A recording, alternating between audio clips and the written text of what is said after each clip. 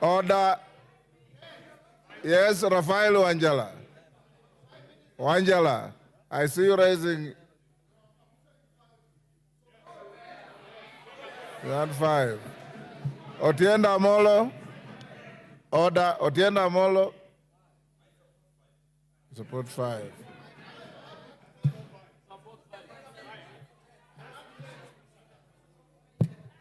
Order, honorable members.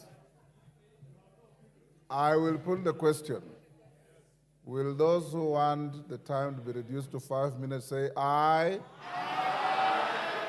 Will those who want to retain 10 minutes say nay? Nay. The ayes have it. Okay, because order, honorable members, and I think order. I think it's only fair and just because my screen is bursting with requests. So in 5 minutes, you know, my teacher used to tell me, if you can't make your point in 2 minutes, you are unlikely to make it in 30 minutes. Thank you. Yes, thank you, Honorable Speaker.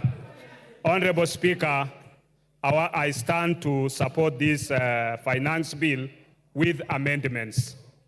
Having listened to the people whom we represent, having complained about VAT on bread, having complained about the 2.5% tax on the vehicles, having listened to them that we want to create jobs for our people.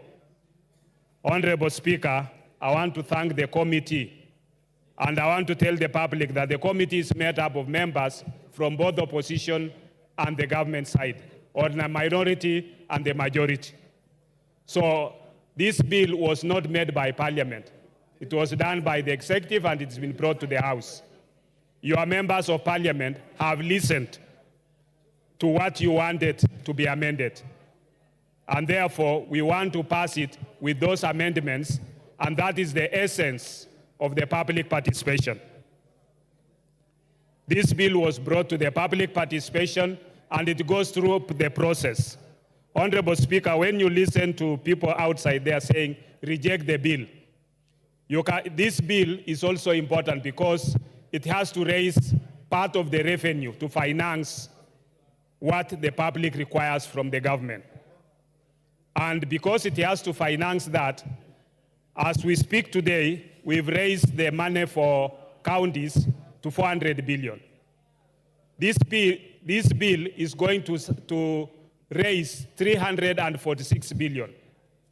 That 346 billion will be added with what is being collected in taxes to make it 400 billion so that the counties can have money to offer services.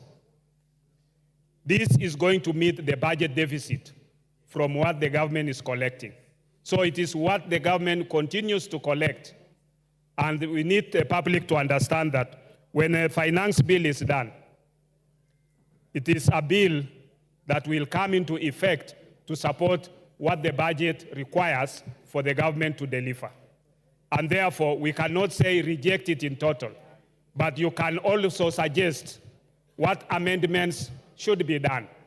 And I think as people's representatives, we want to ask our Kenyans who are outside there, if you have amendments, you can approach your member of parliament, and the member of parliament can still have time to create that amendment. So the issue of saying reject the bill, I think should not be there. But we should be able to make those amendments, and I hope that our counterparts from the minority side will support those amendments so that we can be able to deliver and make sure that we have listened to what the Kenyan public demands of us. With those few remarks, Honorable Speaker, I support with amendments. Honorable members, before I go to the next speaker, allow me to go back to order number 5 and allow the chair, JLAC, to table a very important paper in furtherance of one of the NADCO bills. Murugara, get a working mic. Give him a working mic.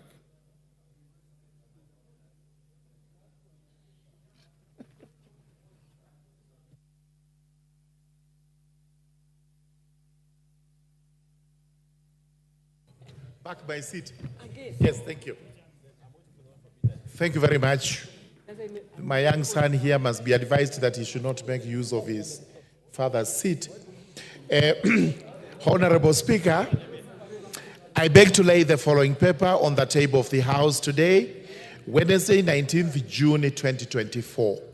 Report of the Departmental Committee on Justice and Legal Affairs on its consideration of the Senate amendments to the Independent Electoral and the Boundaries Commission Amendment Bill, National Assembly Bill number 10 of 2024. Thank you very much, Mr. Speaker. Thank you. We go back to the bill. Makali Mulu.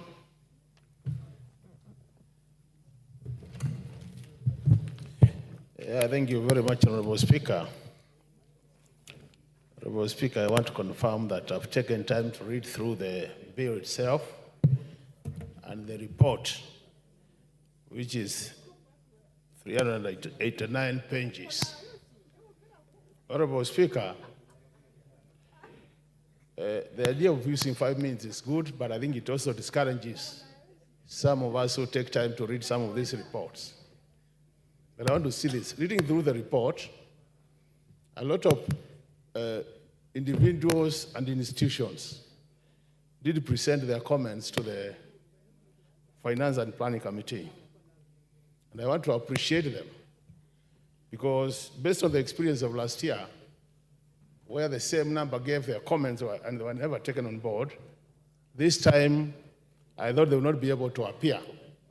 So we must appreciate. I also want to thank the committee for creating time to listen to them, and they made some efforts to factor in their comments, Honorable Speaker. But I was asking myself, Honorable Speaker, looking at the original bill, you wonder what was the thinking behind some of the proposals. And that's why I want to thank the committee because they have been able to undo some of them. But because I don't have a lot of time, I'll focus on what the report is saying and what I think from where I stand, that things have been made worse instead of being made better. Honorable Speaker, let me start with the proposal to increase the import declaration fee. If you look at the presentation by edible oil companies, Honorable Speaker, and the presentation by Kenya Association of Manufacturers, as well as the presentation by the Kenya National Commerce and Industry, Chamber of Commerce and Industry, they were proposing that, Honorable Speaker, the import declaration fee be maintained as it is, because by increasing that fee, you'll actually be increasing the cost of production. The reason being most of our factories and industries depend on imported inputs to produce their outputs. So as a result of that, the solution was that you either maintain the fee as it is so that you don't increase the cost of production. What does the committee propose? The committee has proposed to increase that fee from 2.5 to 3.5%. You increase the cost of production.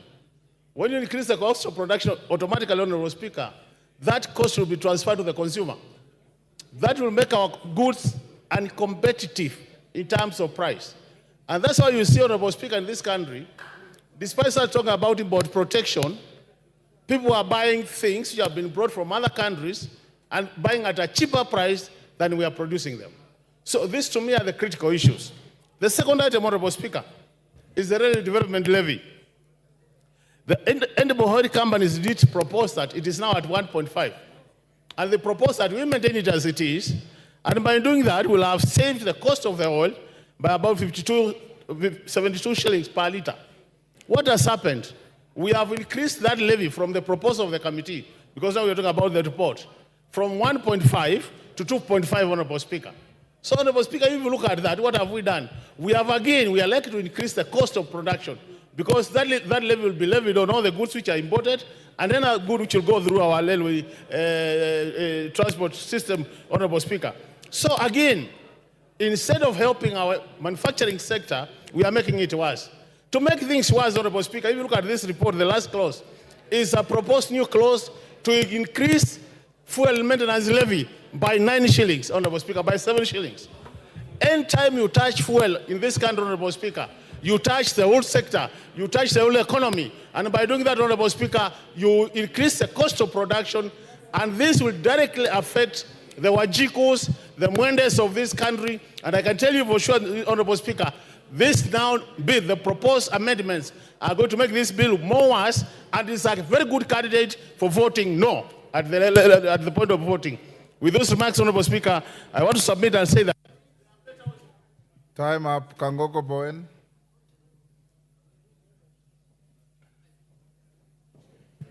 Thank you, Mr. Speaker. And Mr. Speaker, I want to stand to support the finance bill. Mr. Speaker, this morning, the leader of minority, my good friend, Opiyo Wandayi, asked a question as to why this finance bill was so contentious. And since we have had a finance bill since 1963, and the finance bill 2024-25 is creating a serious issues, including demonstration in the streets. Mr. Speaker, I want to say this. What is outside there, Mr. Speaker, or what the people outside there, what they have been told by activists and people who have not read the bill, Mr. Speaker, is completely misleading. Mr. Speaker, I know there has been some contentious clauses in this bill, but Mr. Speaker, as moved by the chair of finance this morning, Honorable Speaker, you will find that the bill which was proposed by Treasury, the committee looked at the bill and they proposed several amendments which are actually people-friendly, Mr. Speaker. Mr. Speaker, I want to say that in the original bill, there was a 16% VAT on bread. And Mr. Speaker, the bill in the House, or the report in the House now, as by the committee, that VAT has been dropped. Mr. Speaker, the proposal to have 2.5% motor vehicle tax, that clause now has been dropped. Mr. Speaker, the exercise duty, which was proposed in the original bill, especially on vegetable products, Mr. Speaker, that one has been dropped. The Honorable Speaker, the eco-levy, which is, we have had many of our colleagues here discussing. This one, Mr. Speaker, as many of my colleagues who spoke before me, it can only attract on imported finished products. And Mr. Speaker, we want to move from a trading country to a manufacturing economy. We cannot be a country which is importing almost everything, including even a tissue paper. So the reason why this one is there, and we are saying it can only apply to imported finished products. But on locally manufactured products, Mr. Speaker, the tissue papers, the sanitary towels, and anything else locally manufactured, it's not going to attract the eco-levy. Mr. Speaker, some months back, we saw many of our farmers across the country. We saw in Murang'a, we saw in central Kenya, and across the country, that they were required to, those avocado farmers who were told to give a KRA e-teams. Mr. Speaker, under this finance bill, the e-teams has been dropped. And any other small business which is 1 million and below, Honorable Speaker, it's not going to attract the e-teams. Mr. Speaker, the other day, the Cabinet Secretary of Treasury, Mr. Speaker, read the budget, the national budget, 2024-2025, before this House. That budget proposed, including the increment of counties, the monies to the counties to a tune of almost 400 billion. There is an increase in CDF. There is an increase of about 50 million per constituency in electricity. And Mr. Speaker, we can only achieve that if we can pass the finance bill.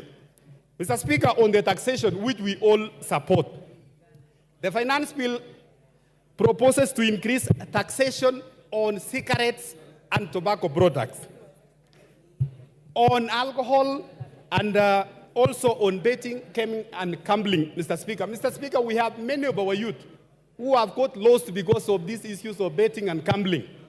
The proposal to increase tax, Mr. Speaker, is to make sure that in that space we control our young people and also we direct them to a very good cause in this country. So, Mr. Speaker, I want to say also on the issue of alcohol. We have seen many of our young people, they have got lost and drunk with the cheap alcohol. With the increase in tax, it's going to address this. Time up. Otienda Amolo.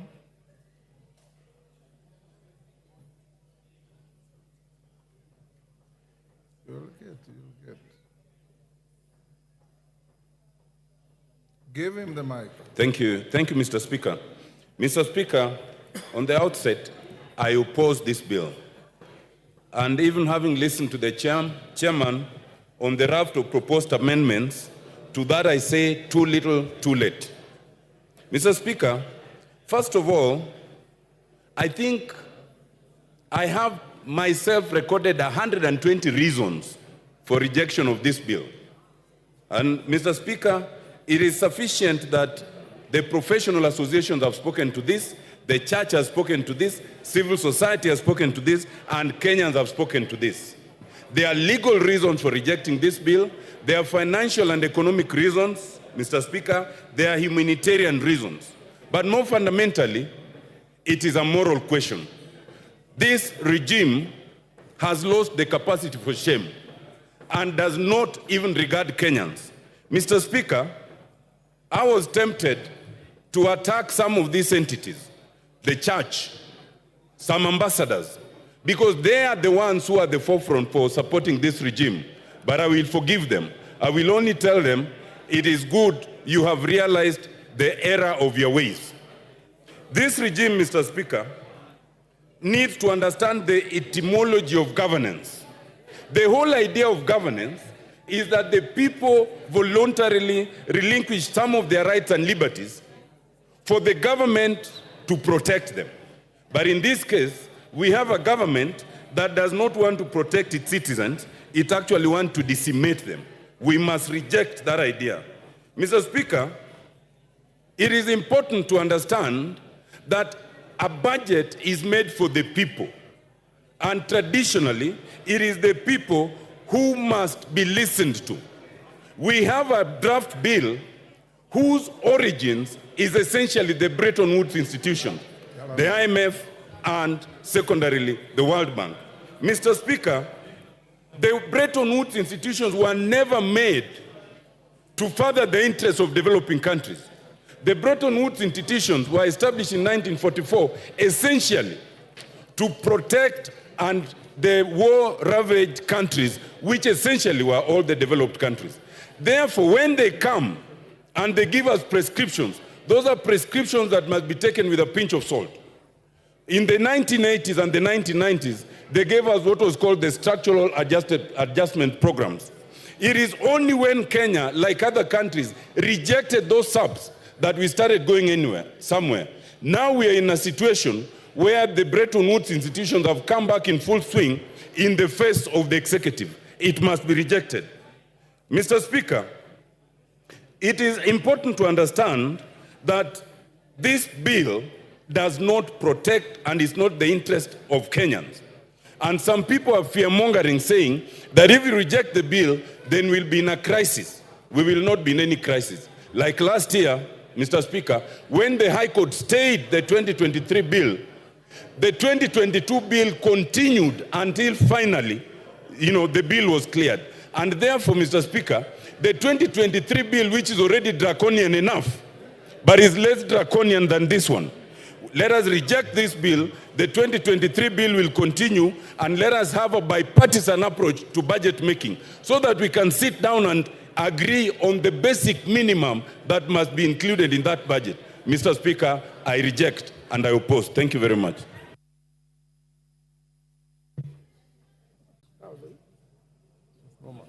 Thank you, Mr. Speaker. Mr. Speaker, from the onset, I rise to support this bill. Mr. Speaker, this bill is quite progressive, and I want to ask members who have opted not to read the report, and I think as part of the parliamentary procedures, Mr. Speaker, you gave your guidance that every other bill that is tabled in the House procedurally goes to the committee, and the committee did its work very diligently, led by Honorable Kimani Kuria. They went down and met the public. They met the stakeholders. They met all the Kenyans who actually gave their suggestions to this particular bill. Honorable Speaker, as we debate this particular bill, we need to know that as the bill stands now, Honorable Kuria and members of the budget of planning committee, that is a committee, have made a raft of proposals on amendments that are very progressive, very important, and in fact, certain issues that are being discussed by members in this floor are not part of what the committee recommended. But the committee recommended a number of things. That one, taxation of certain nature. For example, let me just give an example of the deletion of certain clauses. Clause 124 on motor vehicle tax. Previously, the bill, when it was tabled in the House, Mr. Speaker, had made proposals on motor vehicle taxes, the bread tax, and many others. But the committee, in its wisdom, and having had the Kenyans, and having had the stakeholders, actually deleted most of those clauses. That the members opted to address the public and Kenyans as if the committee has not made its report in the House is not good, Mr. Speaker. Mr. Speaker, let me just go down and enumerate why I support this bill. That clause 23 is actually on the issue of athletes. There was a proposal to tax the income by the athletes. The committee went ahead and deleted that and asked that athletes be incentivized and be allowed, and their monies they earned actually will give an income to this country. On the issue of eco-tax, a lot of imported items have actually been taxed to protect the local manufacturers. And this has been said all the time by the Kenya Association of Manufacturers, the Kenya Private Sector Alliance, that the local manufacturers need to be protected against the large, well-established companies which can actually flood our markets. And in so doing, we are not exporting the jobs. When we buy from foreign countries, and Mr. Speaker, I would just want members to know this, we are actually exporting jobs to those nations. We are actually exporting money. And that is why, from last year's finance bill, we have been able to stabilize the issue of foreign exchange. We have also been able to bring the inflation down. Mr. Speaker, when you look at clauses 34A, 1 and B, the committee proposed to actually delete even taxes on aircraft spare parts and many other things. This is actually the reason why Kenya is a hub in this region, where most of the countries in the region always do their maintenance and servicing of their aircrafts in this country. Clause 45 up to 48 introduces the eco-levy, and this one is actually to make sure that imported material from other countries are actually taxed, and this is actually to safeguard our climates and also to ensure that the way we dispose issues like phones and even tires. And in this same clause, Mr. Speaker, we have the issue that the motorcycles, the wheelchairs, tires, and everything else are exempt because these are Kenyans of low level who are going to use this. So as we speak, Mr. Speaker, this bill is very important. It is serving this country very well, and therefore I support. Thank you, Mr. Speaker. Thank you, Melly. Who did I want? John Badi. We have reduced time to 5 minutes. All of you will have an opportunity. Thank you, Mr. Speaker. Mr. Speaker, I want to start by saying that since President Ruto took over power, I've never been to State House. I don't intend to. I have never had a one-on-one meeting with him, so the only forum I can use is this one, to tell him what I think he needs to do. The President, I want to tell you, the people you have hired, economic advisors you have hired at State House, and the people you have put at the Treasury are not advisors, but they are economic saboteurs. Please look for economic advisors to help you govern this country for the remaining period of 3 years. I say so because, Mr. Speaker, this idea and perception that is coming across, and I hear it a lot even with my colleagues across the aisle, that for you to grow this economy, for you to narrow the budget deficit, you need to tax Kenyans more. That is, nothing can be further from the truth. Mr. President, ask your team to compare and give you the data. When we passed the finance bill of 2023, what effect has it have on revenue collection? If you compare revenue collection up to 12 months leading to March 2024, the growth in revenue is 13.8%. Compare that to the same period ending March 2023, revenue growth was 14.5%, far much higher than revenue growth for this year, even in a year of election. The reason is simple.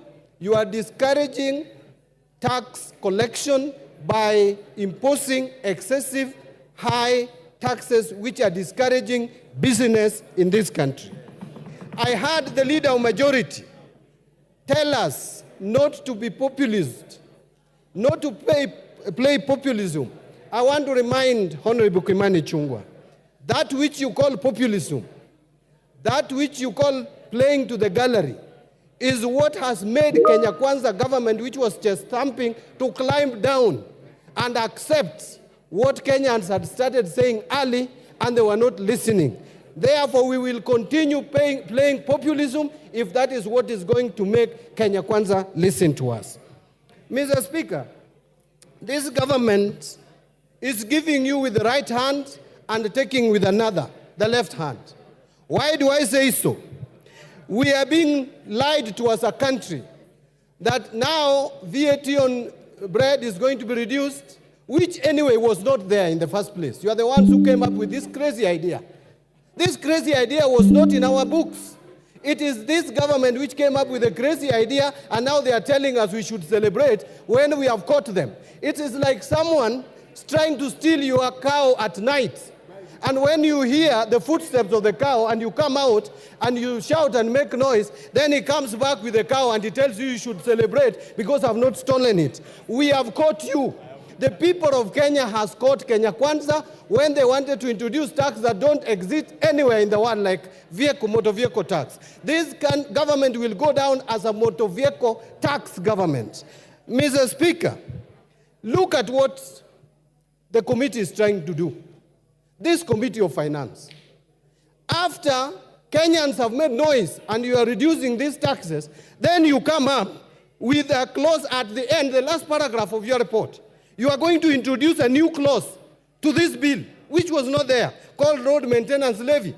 And you are telling us clearly that you have not been able to collect enough levy in this year than previous year because the prices of fuel was high, and you are proposing to increase it here by 7 shillings, but I'm told, I have information, that you are going to move it to 9 shillings when we come to the Committee of the Whole House. We must reject these attempts to increase the price of petroleum product, because that will increase even the price of electricity and therefore will increase the cost of production. Order, Mbadi. Yes, Chairman. What's your point of order and under what standing order?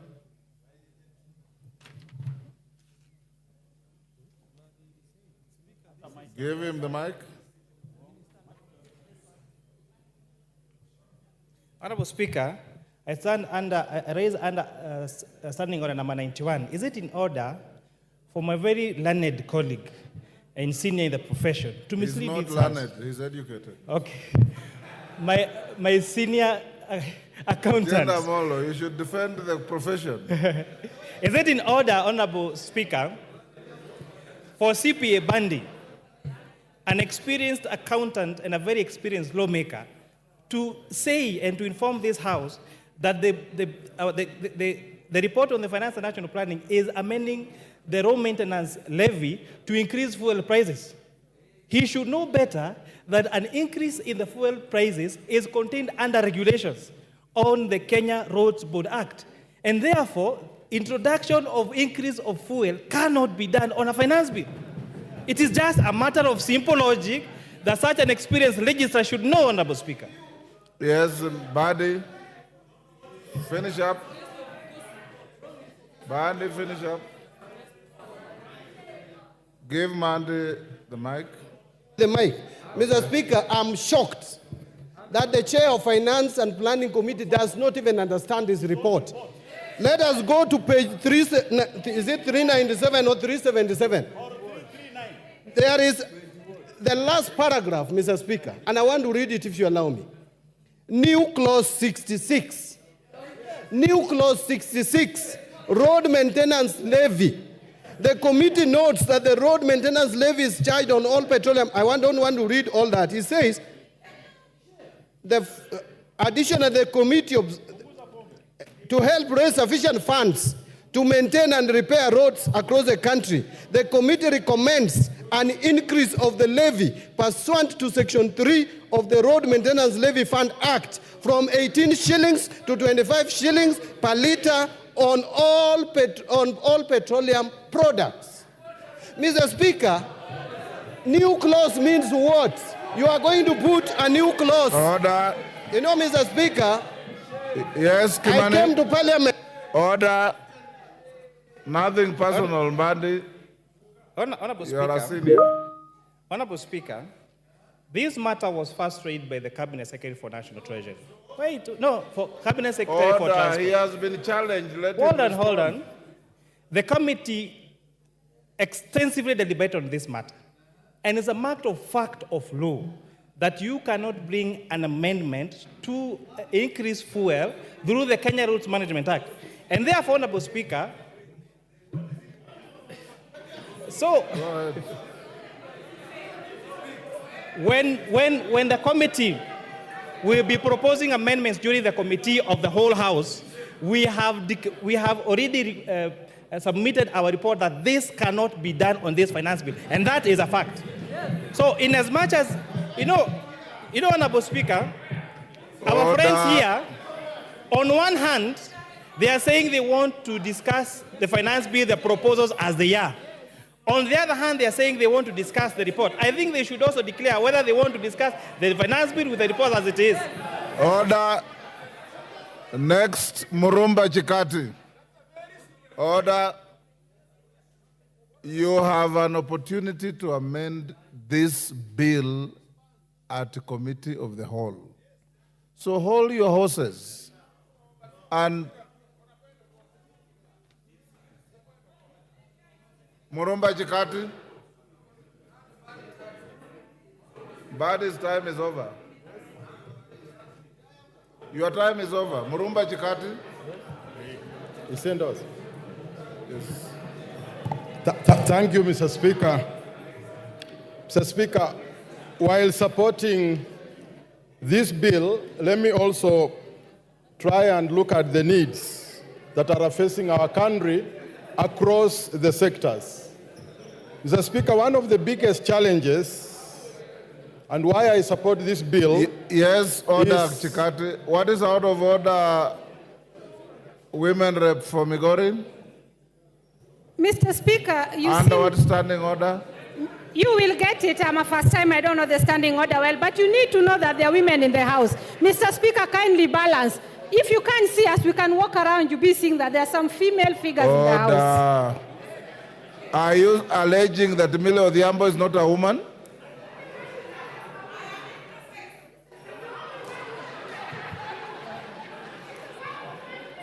Go ahead.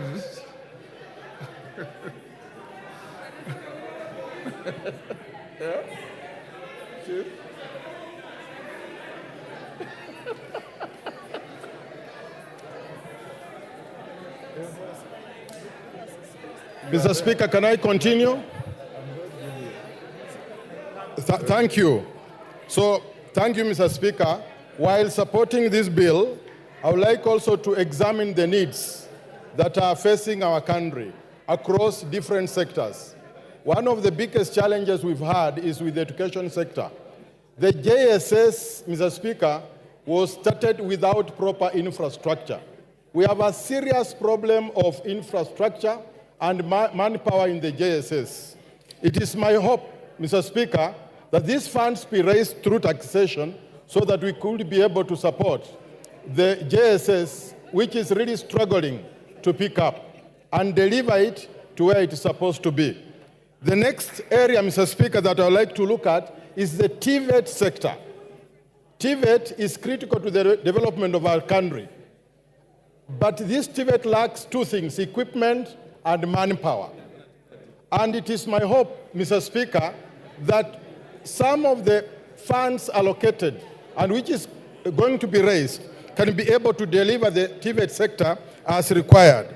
Access to electricity, Mr. Speaker, in the rural areas is a problem in Kenya. The last mile, which had started in 2013, between 2013 and 2017, stalled along the way. It is my hope that the last mile electricity in rural areas can be able to be spread so that rural Kenya can be able to access electricity just as much as urban centers. Mr. Speaker, access to the health sector in Kenya is important. And therefore, part of this bill proposes to raise money for the social insurance fund, which is critical to access to health in our country. And access to health is also important because it translates to the development of our country in general. Thank you, Mr. Speaker. I support.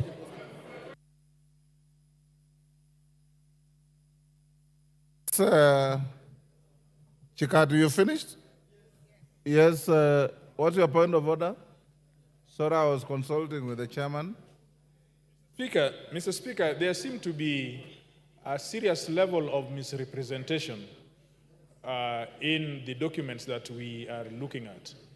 And we trusted that the report by which we are comparing the debate on the bill is accurate, is honest, and is straightforward. It has transpired by the words of the chair of the committee, who has signed the document, that the document did not bear this issue on RMLF. Now, Mr. Speaker, all of us have come here with good faith, and we want to debate this thing in the best of faith as we can. We have even accepted that these issues, although they are going to come in future, in fact, it is like we are anticipating debate, but we have accepted that the chair of the committee will do what is honorable, which will be to make these amendments at the committee stage. But if with this serious misrepresentation, if you work out the maths, you are talking about billions as arising out of that element of raising 9 shillings on RLMF. Now, do we still have good faith that we are dealing with a report which will end up in changing what people are saying out there? Or is it that we are debating this bill, and when we come to the committee stage, then we will be faced with different things? Thank you. Mr. Speaker, please attend to that so that we can have a debate which is correct and forthright in the House. I hear you. Mishimbogo. For the point, Kanyuang, I hear you. Mishimbogo. Asante sana Mheshimiwa Spika. Mheshimiwa Spika, kwanza niwapatie kongole wa Kenya kwa kusimama kidete na kuweka kilio cha haki katika mswada huu wa fedha. na niweze kusema kama ulivyosema, tunazungumzia ripoti na tunazungumzia pia mswada wenyewe. Na katika ripoti imezungumzia haswa ya kwamba wataweka kifungu 66 waweze kuongeza pesa ile ambayo itakuwa inatoka katika mafuta kutoka shilingi 18 mpaka shilingi 25. Na tunasisitiza hapa ya kwamba jambo hilo halitafanyika, na tukifika Committee of All House jambo hilo lisiweko, kwa sababu iwapo itaongezwa basi itakuwa yale yote ambayo yamerekebishwa ni bure, kwa sababu ukiongeza mafuta umeongeza uchukuzi, umeongeza mambo ya kutengeza bidhaa, umeongeza kila kitu, yale yote itakuwa ni bure. Jambo la pili, Mheshimiwa Spika, hata sisi kama Wakenya iwapo tunataka kukimu bajeti yetu, haiwezi kuwa njia ni moja tu ya kuweka ushuru kwa Wakenya ambao ni walala hoi na wamefuka ukutani. Lazima tubadilishe mbinu, lazima tuwe na mbinu mbadala ya kufufua viwanda, ya kujenga viwanja na kutafuta njia ya kupata mapato ya taifa letu la Kenya kupitia rasilimali nyingi ambazo tunazo katika taifa la Kenya. Mheshimiwa Spika, niweze kusema pia haya mambo ya mazingira, kuongeza kodi ya mazingira, na tumezungumzia ya kwamba sodo na nepi kuwa zinapatikana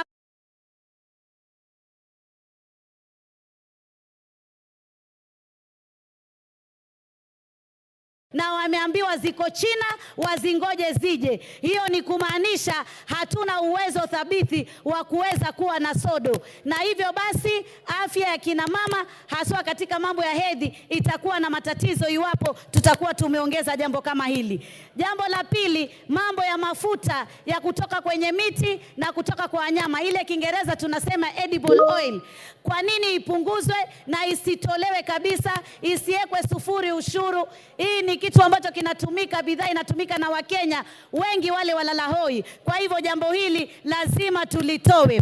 Jambo jengine, nasikitika sana, sijui ni nani ametoa mambo haya ama kupeana mawaidha ya kuweka mambo ya ushuru ya mkate na mambo ya ushuru ya ile mifuko ya majani. Jamani, yule ambaye alikuwa ametoa mawaidha hayo, tunataka tumwambie shetani ashindwe, kwa sababu sisi wa Kenya mkate twaupenda, twautumia sana, na chai ndio kiamsha kinywa chetu. Nataka niseme pia Mheshimiwa Spika, hata ukiangalia katika huu mswada kuna mambo mengine ambayo yamejificha ambayo yanatuathiri sana, kama vile imezungumzia stove zile za kupika. Stovu zile za kupika ni stovu ambazo Wakenya wengi ambao hawawezi kununua meko za kutumia gesi wanatumia stovu, na hizo pia zimeongezwa ushuru. Ukiangalia tunapigana na janga la malaria, leo tunaambiwa ile tunaita Kiingereza mosquito repellent, ama ile dawa ya kujipaka ili kusudi watu wasiumwe na mbu na kuleta malaria, yes, pia imeongezwa ushuru. Order, Millie Odhiambo, what is the issue? Under what standing order? Mr. Speaker, under standing order 1. No, it's Mr. not Speaker, available. I'll explain, Mr. Speaker. Standing If you order give number me... 1 is not available to you.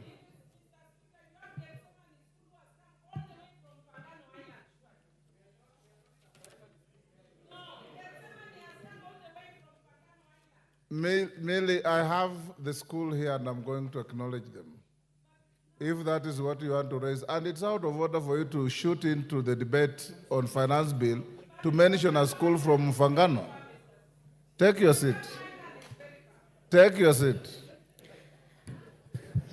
Mheshimiwa Spika, bidhaa zile ambazo zinatoka nje ambazo tunasema tutaziwekea ushuru, lazima tuwe waangalifu, tusije tukaweka ushuru katika bidhaa za kutoka nje ambazo sisi kama taifa bado hatujatengeza viwanda vya kutosha, kama zile clinkers.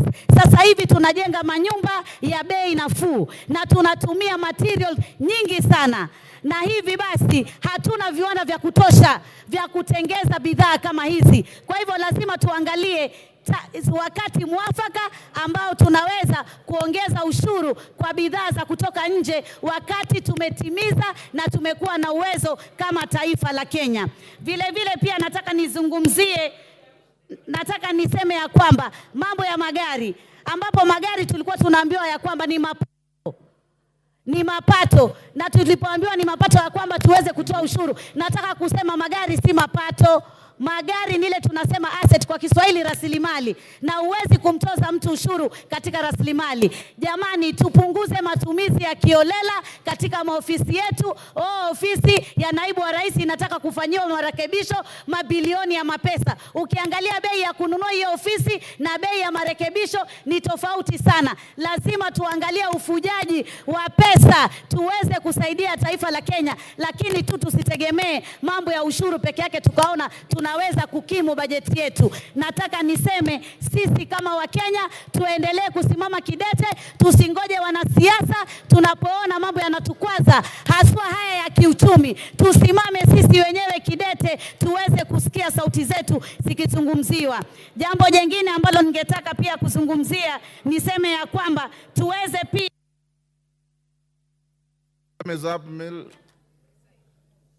Honorable members, before I give the next member, I want to acknowledge in the public gallery Gethsemane Gardens Academy from Suba North, Homa Bay. On behalf of the House and myself, I welcome the students and their teachers to the House of Parliament. Thank you. Wanjiku Muya.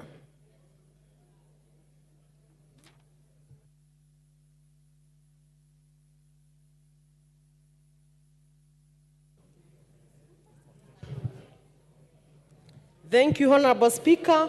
I stand to support the Finance Bill 2024 because the proposal from Nyandarua County and Kipipiri have been heard. And I want to confirm to the farmers from Kipipiri that their potatoes will not be taxed. But having said that, Honorable Speaker, as the chair of regional integration, I want to put information to the House that as EAC we are a community. And I want to discourage members from debating and indicating that the bill is against the eggs from Uganda. That is not the essence of having a community. We can debate it nicely. The eggs from every region within the community are allowed. You can have them from Uganda. So constrain debating on that matter, because as long as you pay, but let us discourage to discuss that the eggs from Uganda, the onions from Tanzania. We are a community, we can also sell to them. Honorable Speaker, I want this House to be honest to the Kenyans and more to the Gen Z. Honorable Speaker, we have a budget. And because many members have debated on the issues that were raised by Kenyans, and I want to congratulate the committee by the very able chair, Honorable Kuria, because they had the proposal of Kenyans on vehicle, on agriculture, on all those things that have been debated. I want to restrain myself from debating on the same and seek that this House become honest for once to the Kenyans. Honorable Speaker, we must ask ourselves, do we need a budget? Of course, yes, we need a budget. How do we finance the budget? Honorable Speaker, the Council of Governors have been camping at State House asking for more funds.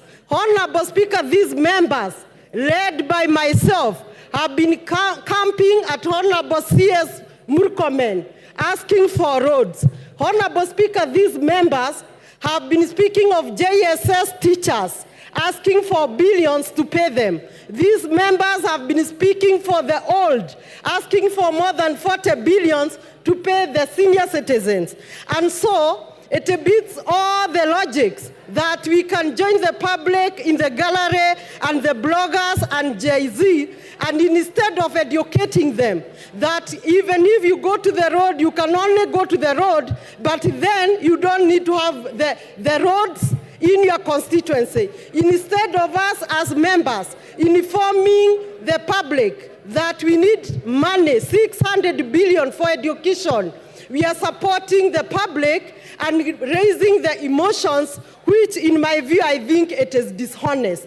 It is honest to educate the public that the county governors were camping at State House because the citizens, in fact, is a cycle, Honorable Speaker, the citizens back home were also camping at the governor's residence and their offices asking for projects.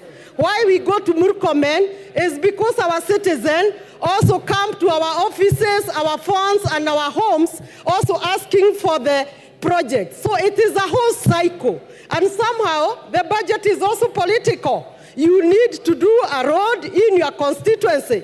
The governors need to do their project in their counties. Where will the president get the money? The money has to be raised. And then there is no need of raising emotions and trying to support the bloggers who are only saying reject the finance bill, and yet they are not saying reject the roads in our constituency. Honorable Speaker, I want to put a point about the treasury boards. As much as we want to defend the locals, we also need money, and no village can stay alone. We also need money from investors. I have seen that the Treasury Board, particularly the infrastructure, and I'll be moving an amendment I have already put possibly to your office or the clerk. It will be charged effective July 5%, while for investors will be charged 15%. I feel this is very high, on the very high side, and for purpose of continuity of government earning money and quick money from treasury boards, particularly the infrastructure, it is my hope that my amendment and those who support me will go through. Honorable Speaker, without so much, I just want to insist that this House be honest. We need budget, and budget. Thank you, Muya. Honorable members, I want to repeat what I order. Those who intend to file amendments, remember we said by 1 o'clock tomorrow, you must have filed your amendments. Beyond that, they will be rejected. Okay? Babu Wino.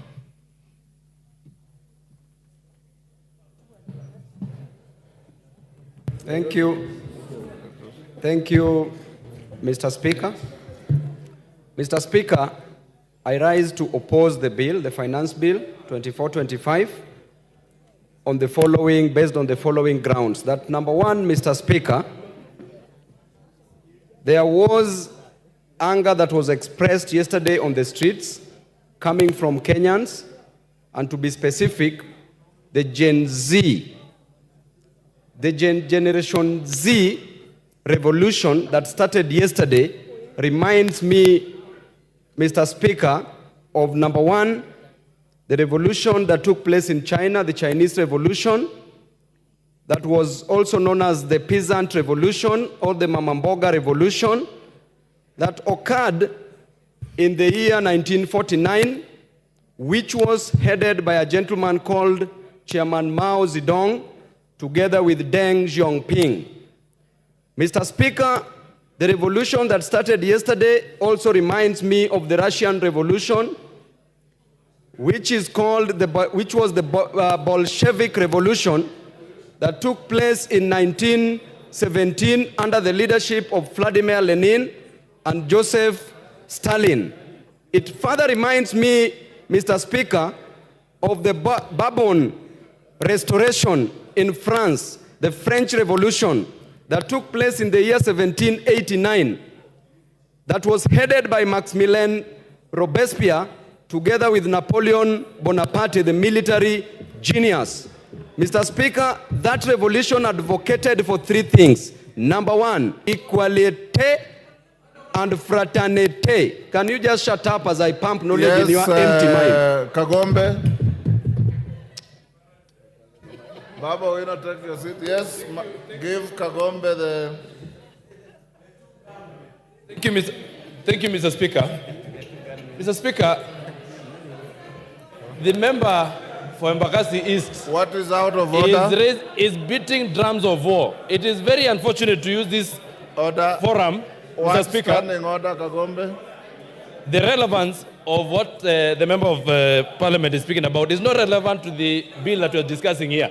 What he's doing is taking an opportunity to use this floor to beat drums of war in this country. We are at a very bad moment at the moment, at this time, and we cannot allow that to happen on this floor, on the floor of this House, Mr. Speaker. Go on. Mr. Speaker, you know I don't like responding to fools. Order. The Bible says in the Can book you of, withdraw that? it's There are in the no book, fools in this house. in the book of Proverbs 26.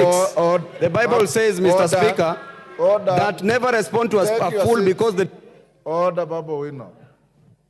Order, Babu Wino. In this house, order, members. Whether a member represents fishermen from the shores of the lake or the sea, whether a member represents herdsmen, whether a member is a professor, you are all honorable members of this house. And there are no fools in this house. And I want to warn you, Babu Wino, respect begets respect. Respect your colleagues, they will respect you. There are no fools here. Can you withdraw and apologize? Mr. Speaker, a fool is somebody who does not understand something. Order. Order. Order, Babu If I Wino. think that somebody is a fool, why should Order. Order, Babu Wino. You withdraw and apologize, or I truncate the mic and give the floor to somebody else. Give him the mic.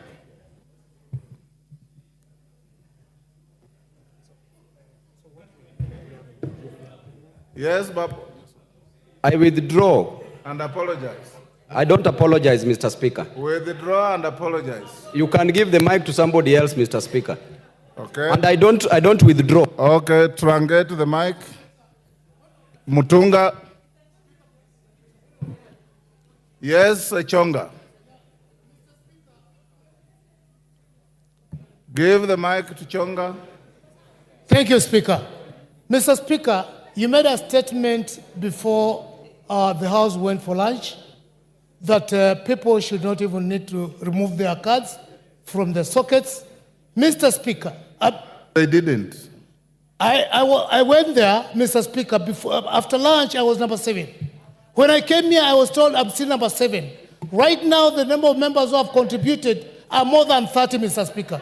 So I wanted to know whether indeed you are still going with the list, or maybe you have changed the rules so that those who may not have a chance to speak can do something else. Honorable Chonga, utaongea, hakuna shida. Honorable members, as you debate this, I want to repeat this. You know, there are people with various levels of education, various levels of knowledge, various levels of wealth, and many other things. Humility costs nothing. Respect costs nothing. The fact that somebody has said something you don't like doesn't make him a fool. The fact that somebody has said something you don't agree with doesn't make him a fool. Enda soma kitabu kiliandikwa na Mwalimu Nyerere akifafanua tofauti ya pumbavu na mjinga na utaelewa. Endelea, Bwana Mutunga. Thank you, Honourable Speaker, for the opportunity to also add my voice to this debate. Honourable Speaker, I stand to support the adoption of the committee report towards the amendments to the finance bill. Honourable Speaker, Kenyans have spoken and Kenyans have been heard. Many are times when you say that Kenyans are not heard. But this time around, Honourable Speaker, Kenyans have been heard and they have significantly changed the content and context of this bill. Honourable Speaker, the importance of the finance bill is that it gives the government the ability and the force and the mandate to support development, to support the running of the government itself. This is done by this House because we are mandated by the Constitution under Article 114 to impose or vary the different rates and taxes that different individuals and institutions do pay. Honourable Speaker, many speakers have spoken to revenue generation by governments. Government can get money from international trade, which we are not doing a lot. International trade does not mean one way. It's not importation. A lot more of exportation so that we may be able to earn foreign exchange and even make money as a government through taxes. Strengthening of the sterling shilling is another one, but I want to dwell a lot more on the corporate and individual taxes. Honestly, this is the main source of income for this country, And therefore, for us to be able to even engage in manufacturing, for us to be able to diversify the sources of revenue for our economy, we must be able to get money to invest. And the only way we can get this money is through taxation. Honourable Speaker, imposition of taxes sometimes will help us in various ways. Let me look specifically at the import substitution. Honourable Speaker, say for the foreign exchange increase, the imposition of the taxes also increases the possibilities for employment. We have very many Kenyans out there who are not employed, and we need to have them employed by creating possibilities for them. There are specific provisions within the report which basically vary the taxes. For instance, excise duty on potatoes, onions, and table eggs. I would like to dwell on this for 1 minute, Honourable Speaker. When we import potatoes, we make sure that our farmers do not produce. When we import onions, we export labor for our farmers. We bar them from producing. When we import eggs, for the table eggs, we make sure that our poultry farmers do not have market or they cannot sell competitively. So, Honourable Speaker, barring those ones through taxation on position of import duty is important. But there is a specific egg that is excluded, and this is the viable egg, which is basically used for production of day-old chicks. That is an input. It is not for the table. Honourable Speaker, eco-levy has been introduced in some of the issues, and I want to specifically dwell on the tires. Honourable Speaker, many of the people speaking in the social media are alluding to the fact that tires especially for the wheelbarrow, for the motorbikes and others have a tax. The tax has been removed, and it is important for Kenyans to know that the motorcycles that have got a duty on them and those that are fully imported when they are fully assembled, not the ones that are assembled in Kenya. Specifically on agriculture, Honourable Speaker, the VAT on cane transportation has been waived off, and this is important for purposes of reducing cost to the farmers. Let me talk about the issue of alcoholic beverages. Honourable Speaker, the movement from levying alcohol on quantity and specifically going to the alcohol content is important because it will bar our young people from engaging in very concentrated alcoholic substances. Honourable Speaker, there has been an exemption of duty, a proposal for exemption of duty within this report for the beverages originating from sorghum, millet, and cassava. What this does, Honourable Speaker, is basically to improve the production of these particular commodities and therefore encourage production of other beverages through them. Honourable Speaker, there has been improvement within the report of disposable income. This is as a result of, for instance, levying 5% of the gross income on the per diems as the waiver, which will increase the disposable income as opposed to the previous 2,000. Honourable Speaker, the inclusion of SHIF and the housing levy as statutory deductions also increases the disposable income. The final one, Honourable Speaker, I want to talk about is the motor vehicle circulation levy. This was a major issue, and I had also proposed to bring an amendment on this particular issue, but I'm glad the report recognized that and did away with it. Honourable Speaker, this report is balanced. We must raise some money. We cannot reduce everything. We cannot remove everything. We should be able. Thank you. Honorable Oundo.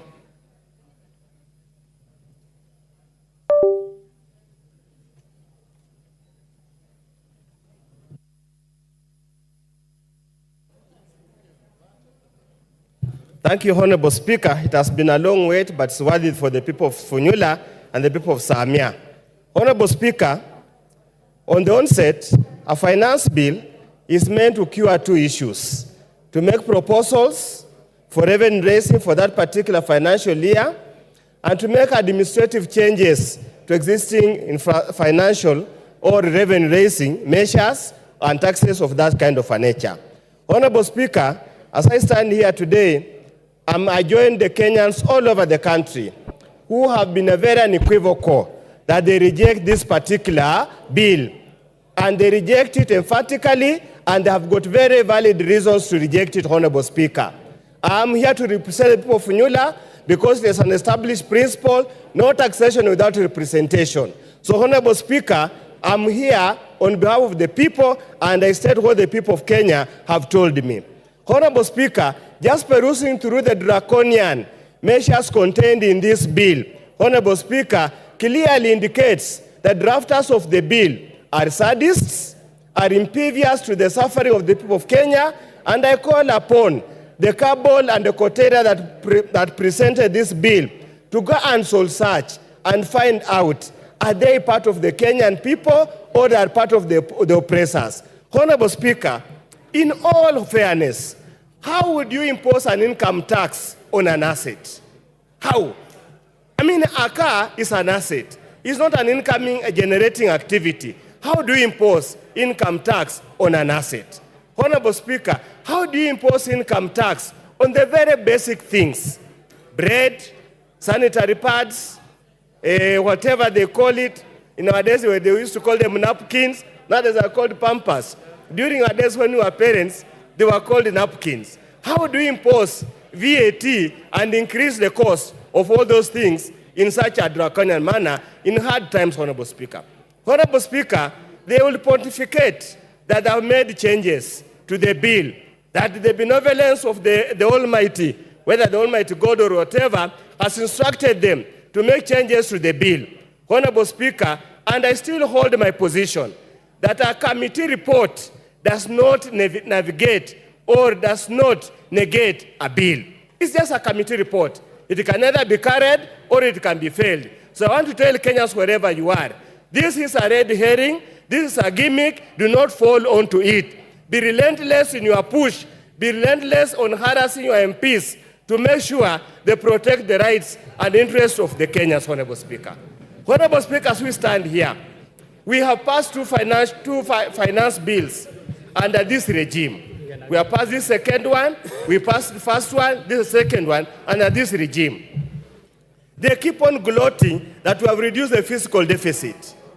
That from 6 point something to 3 point something, Honorable Speaker. And I want Kenyans to understand this. Any reduction in fiscal deficit must be commensurate with improvement in GDP growth rate. Honorable Speaker, the GDP growth of Kenya has stagnated at 5%. And the World Bank estimates this year indicates likewise it will remain the same at 5%. So the so-called fiscal reduction of fiscal deficit is a paper story, has no impact at all on the ground. Honorable Speaker, we need to be very careful. This is a country of close to 50 million Kenyans, and all Kenyans must be treated equally without discrimination. Honorable Speaker, imposing a tax or some kind of raw material, clinker, so that you benefit, you improve the economic value of a particular player in the industry is unconstitutional and is extremely unfair.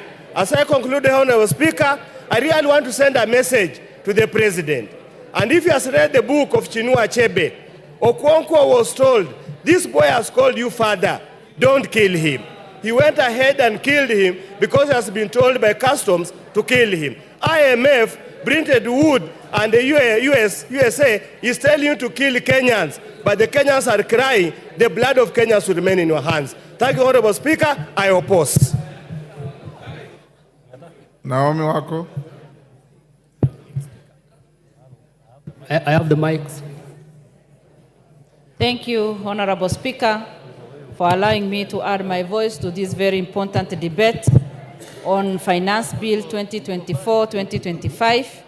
And from the onset, I confirm that I support and also congratulate the committee led by Kimani, as he has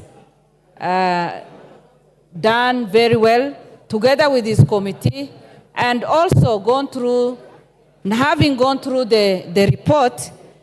I congratulate the committee because they have put into consideration the many concerns that Kenyans have brought through public participation.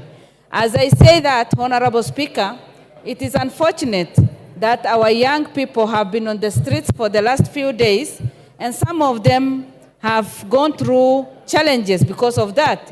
Others have been injured, and that is just because somebody somewhere is spreading lies, talking a lot of lies to the nation and misleading the nation. It is unfortunate that today we are here debating on finance bill and also telling Kenyans how that finance bill will help us to facilitate the budget that we passed last week.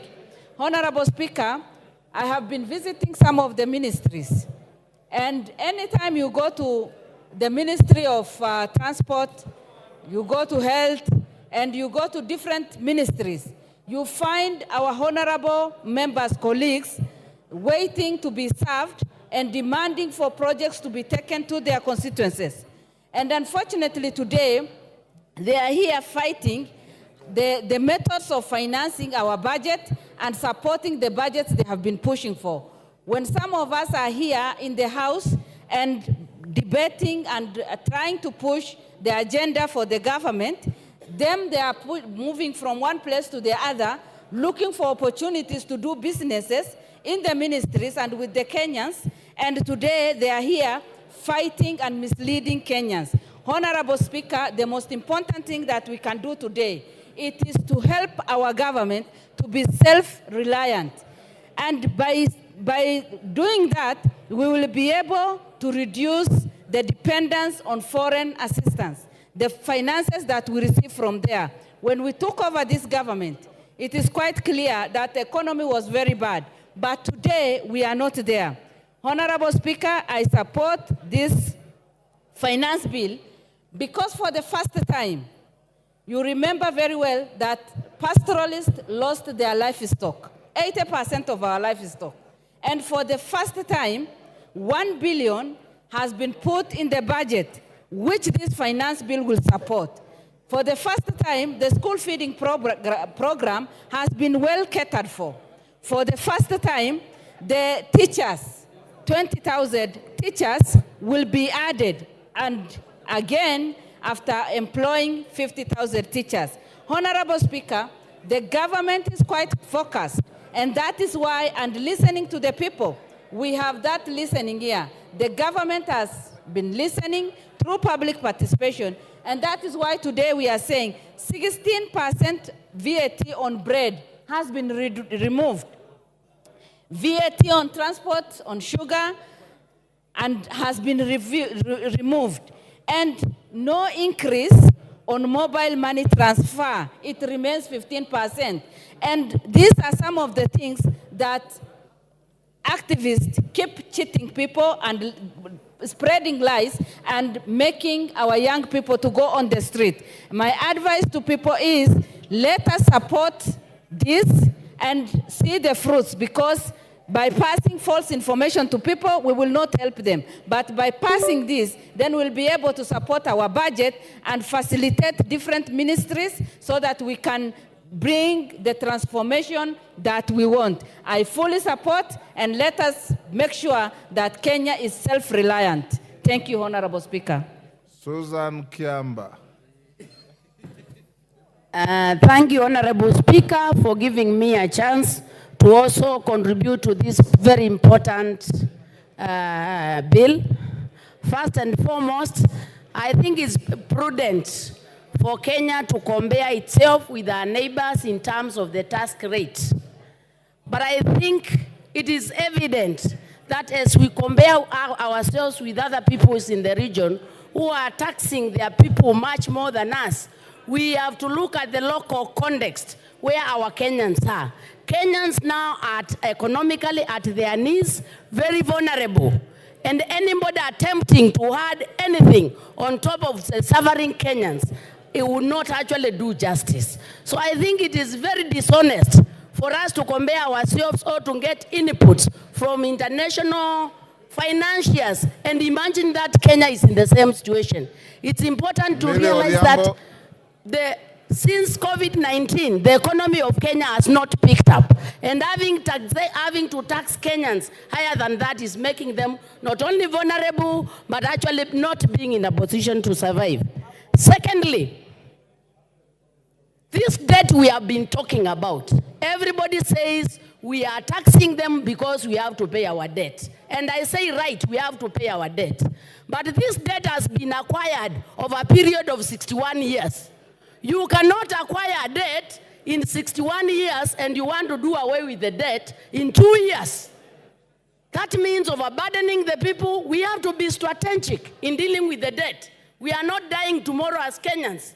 We need to pay the debt in a manner that enables our people to continue to grow. So when I hear this passion of wanting to tax Kenyans so that we pay a debt, we need to recognize that this debt is very old, and we need to be strategic and then deal with the debt for the next 5-7 years. And that way will allow our Kenyans to survive. Thirdly, Honorable Speaker, it is very shocking, even since Finance Bill 2023, we are borrowing money to do reproductive activities. We say we are poor, we need money. But the little money we get, we go and put in housing. We go and put in health care. While I accept these valuable things, but you cannot have the few coins you have, instead of putting them in something productive, you put the small coins in a dead hole. When you build a house, when will it generate income so that we collect taxes? I think we need to sit down and have a finance bill that is strategic, enabling, and can take Kenya forward. We cannot have a finance bill where the little money we have, we are actually putting them in a hole. When we go and build everybody a house, it is a good thing, but is it right for us now? The small money we have, we must put it in a reproductive activity. And I do not see anything like that in this finance bill. Honorable Speaker, I think when we did Finance Bill 2023, Kenyans had very many problems. The Finance Bill 23, we have not even seen the fruits. People are still in burden. They are still overburdened. We've never seen the fruits. I think it is prudent. To wait for the interventions we did, to wait and see where the kind of fruits we are getting, so that the finance bills are progressive, building from each other. We should not just be very passionate of collecting taxes without enabling the Kenyans to grow. Let's look like some of the investment. One of the very strategic projects in Finance Bill 2023 was the Hustler Fund. Where are we in Hustler Fund? Nowhere. Getting money, putting in horse, and then you ask Kenyans to give more money. From where? You cannot milk a cow that is eating nothing. We need the Kenyan citizen to be fed with something to promote the economy so as to milk. How do you milk a dead cow? The Kenyan citizen is dead. We need interventions that enable the Kenyan person to thrive. So I think it doesn't make any sense to think of taxing the Kenyan when they are actually a dead cow. Order, Kiamba, there's a point Honorable of order. Speaker. Order, there's a point of order. Yes, Wanjiku Muya. What is your point of order and what standing order? Give her the mic. Honorable Speaker, I'm standing on point of order number 91. Is the member in order to state to the House and mislead the nation that there is no hustler fund? Can she substantiate? And secondly, for the member to say that there is no fruits and she is even earning the salary herself. And CDF. Kiamba, your time is up. Your time is up. John Paul Mwirigi. Your time is up. John Paul Mwirigi.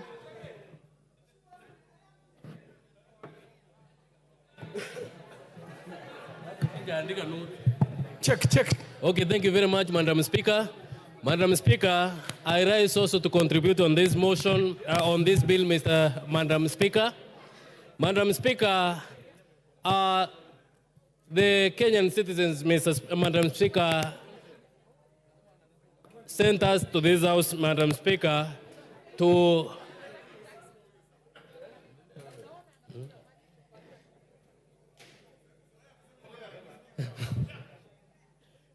thank you very much, Madam Speaker. And Madam Speaker, I rise to contribute on this bill. And Madam Speaker, this bill has come on the at the right time, Madam Speaker. I remember 2 weeks ago, Madam Speaker, We were in this house when we were passing the budget, Madam Speaker, and this finance bill, Madam Speaker, is targeting, Madam Speaker, to fund the budget which we passed in this house, Madam Speaker. Madam Speaker, the Kenyans have been fed with lies, Madam Speaker, that there are some taxes which have been introduced, Madam Speaker, which will harm them, Madam Speaker. But I rise to inform them that the tax which they are being informed that for the brand, Madam Speaker, the vehicle tax, the cooking oil, Madam Speaker, the M-Pesa, Madam Speaker.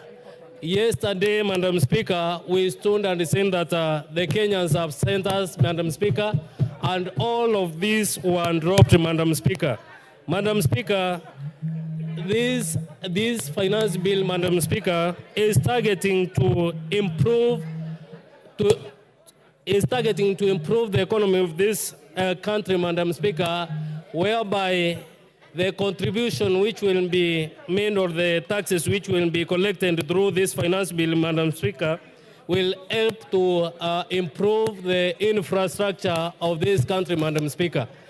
I am a happy member of Parliament, Madam Speaker, because my constituency, Mr. Speaker, will benefit with 50 million, Madam Speaker, to electrify, Madam Speaker, my villages within this constituency of Igembe South, Madam Speaker. Number two, Madam Speaker, my NGCDF, Madam Speaker, is going to be earned with 10 billion, Madam Speaker, whereby at least I will receive more than 30 million, Madam Speaker, on top of what I normally receive annually, Madam Speaker. These funds also will help me, Madam Speaker, to do more work for my people, Madam Speaker. Madam Speaker, I am a happy person since most of my farmers, Madam Speaker, they normally farm, but their produce, Madam Speaker, does not reach the market, Madam Speaker. This is because most of the people have invested in importing things from outside, Madam Speaker. But through the imposition of tax from those imported goods, Madam Speaker, this will see that the farmers, Madam Speaker, who normally farm canola and sunflower, Madam Speaker, will have a better market within the country, Madam Speaker, since the cooking or the honeydew oil, Madam Speaker, from within will be used to improve our industries, Madam Speaker. Also, Madam Speaker, on the poultry farming, Madam Speaker, my farmers, because most of them, Madam Speaker, normally farm poultry, Madam Speaker, the imposition of tax on the imported eggs, Madam Speaker, will see them access the market well, since the internally produced eggs, Madam Speaker, will be readily available in the market, Madam Speaker. Madam Speaker, also, I am a happy person since when during the weekend, Madam Speaker, most of my people sent me to reject, Madam Speaker, the imposition of the tax on the brand, Madam Speaker. And I would like to inform them that, Madam Speaker, this tax is not there, Madam Speaker. With all those, Madam Speaker, I beg to support. Thank you. The Honorable Member for Bamachoge Borobu, Honorable Obadia Birongo.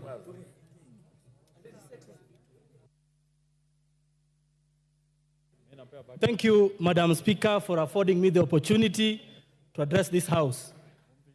I was going to address the issue of the proposal by the government to increase the RML from 18 to 25, but thankfully the chairperson for the Committee for Finance and National Planning actually said that there is no such thing in the bill. Because of that, I am going to switch my attention to the events of yesterday. Madam Speaker, yesterday our adoring Generation Z woke the government from deep slumber. Our very audacious Generation Z decided that they are going to make their voices heard. Madam Speaker, I thought of words to be able to salute them on X, but my words failed me. Madam Speaker, I was wondering, since I didn't do them justice on X yesterday, and this is the point at which I want to ask for the attention of every member here, because this generation is our future. And as I thought about what we usually do when the visitors of our speaker seated in the speaker's gallery are accorded, I cannot help to note that the speaker actually beams with happiness whenever we acknowledge her visitors in the speaker's gallery.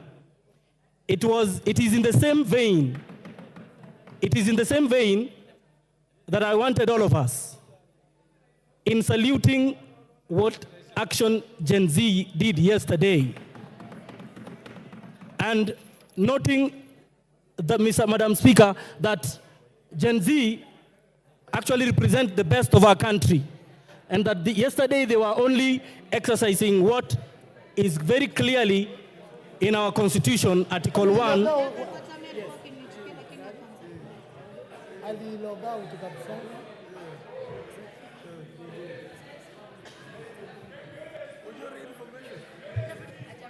Yes, you may proceed because I hear it's your maiden speech. So. Now, thank you so much. And so in honor of Gen Z action yesterday, I wanted to ask all of us to stamp our feet in recognition of what they did yesterday, because it was all constitutional. Thank you, Madam Speaker. I thank you. The Honorable Member for Githunguri.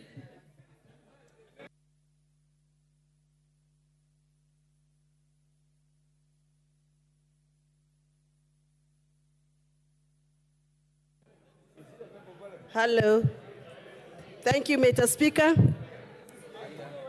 I rise to give my contribution on the finance bill proposal, which has been tabled in this House. Madam Speaker, for a long time, finance bill has not been a subject of discussion in this country.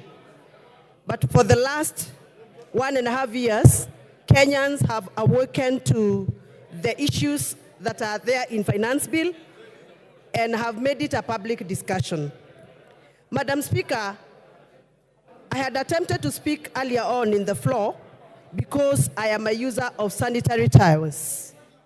And as a user, as a mother, as a woman leader, I am greatly concerned that the price of sanitary towels and diapers is not only going to affect the mothers and the users of those items, but is going to affect the budget of individual homes.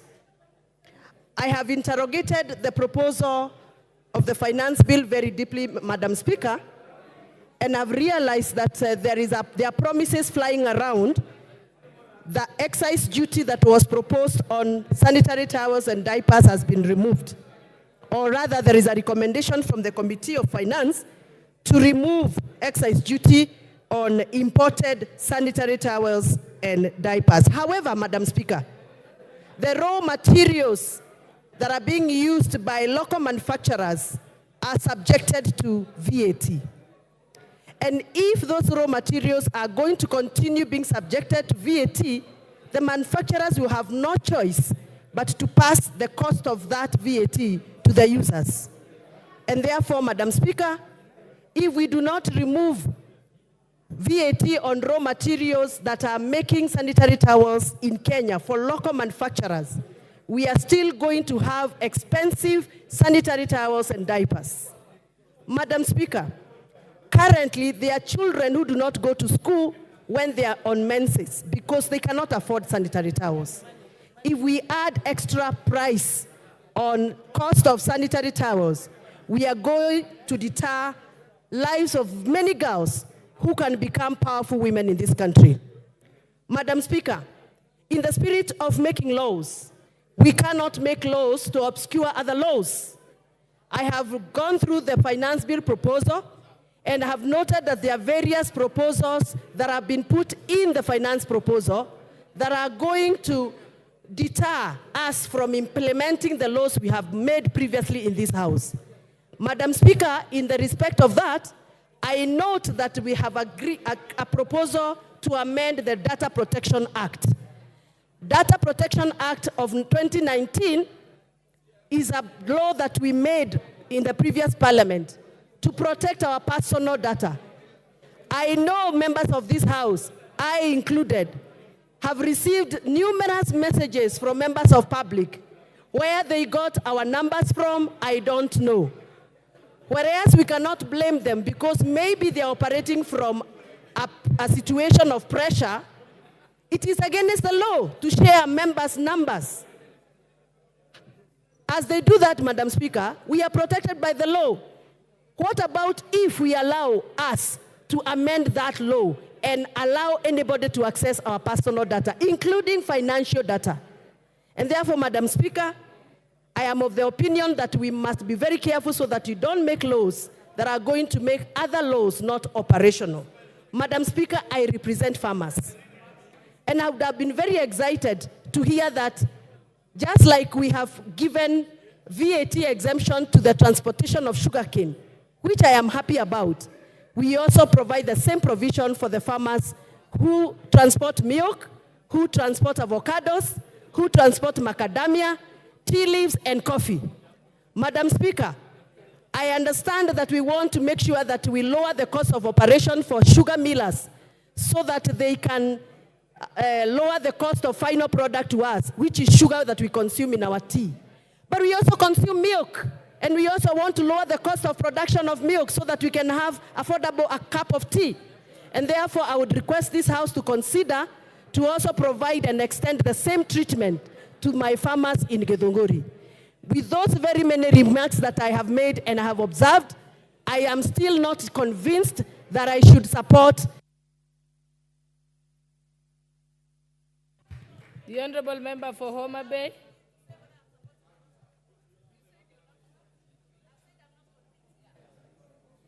The Honorable Member for Homa Bay.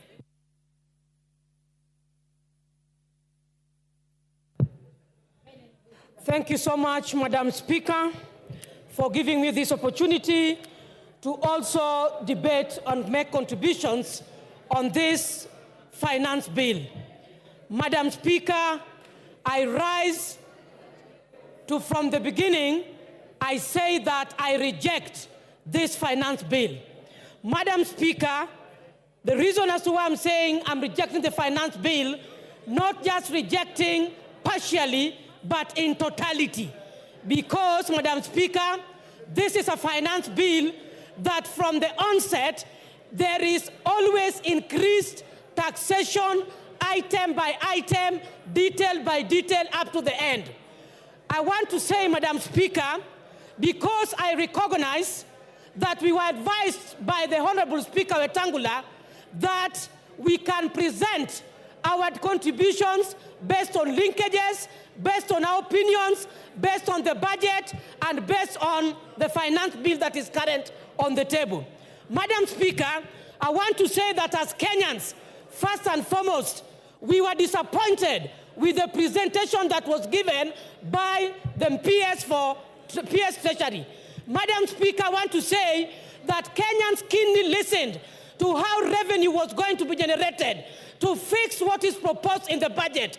Madam Speaker, I want to say that Kenyans were left shocked because what was proposed, one of the things was we raised revenue because we want to sort out our pending bills. Madam Speaker, it is on the floor of this House that we were told that we have to wait for consolidation of the pending bills in this country by October. For that reason, Madam Speaker, I reject even the reason as to why we are increasing the taxes so that we can foot our pending bills. Madam Speaker, I want to say that this House, the leaders must rise up and support. And I want to ride on the presentation by MP Honorable Sylvia, who said that personally she does not understand what a finance bill is. I want to say that even yesterday we know that our colleagues were invited at State House. I thought they were going to make meaningful contributions, Madam Speaker, and give contribution as to why they think they are under siege in the respective constituencies where they come from. Madam Speaker, I want to register in this House that we share as colleagues, but the kind of issues that we are saying that we are relying, there's me of this other side of opposition, is relying on social media.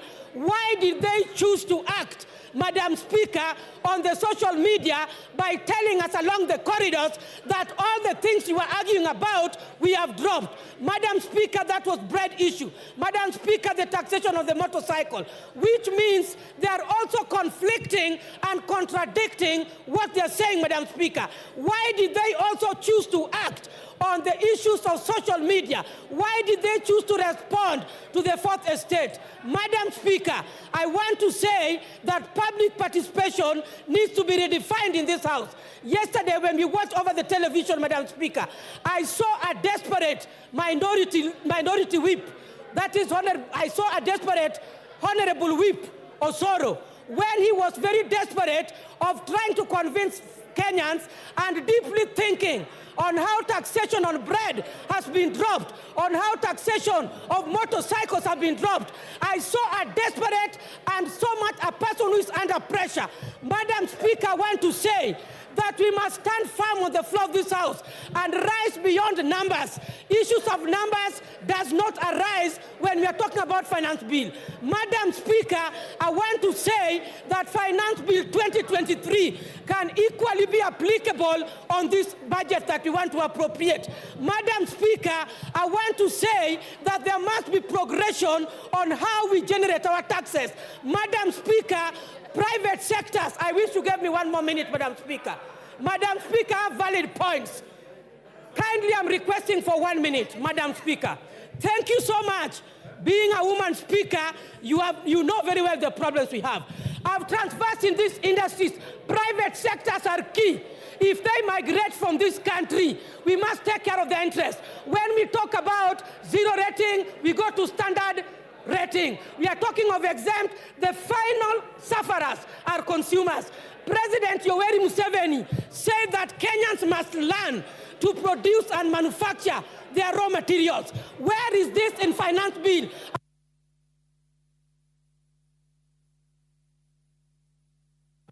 Thank you. The Honorable Member for Alego Usonga, Honorable Samuel Atandi. Thank you, Madam Speaker. Madam Speaker, I want to make a few observations. Madam Speaker, the anchor document that the finance bill draws its contents and which we passed in this House is known as budget strategy paper, medium-term budget strategy paper. Madam Speaker, that document, if you look at it, it is anchored on two important principles. The first principle is that the budget document needs to be predictable. The budget document needs to be predictable. The finance bill needs to be predictable.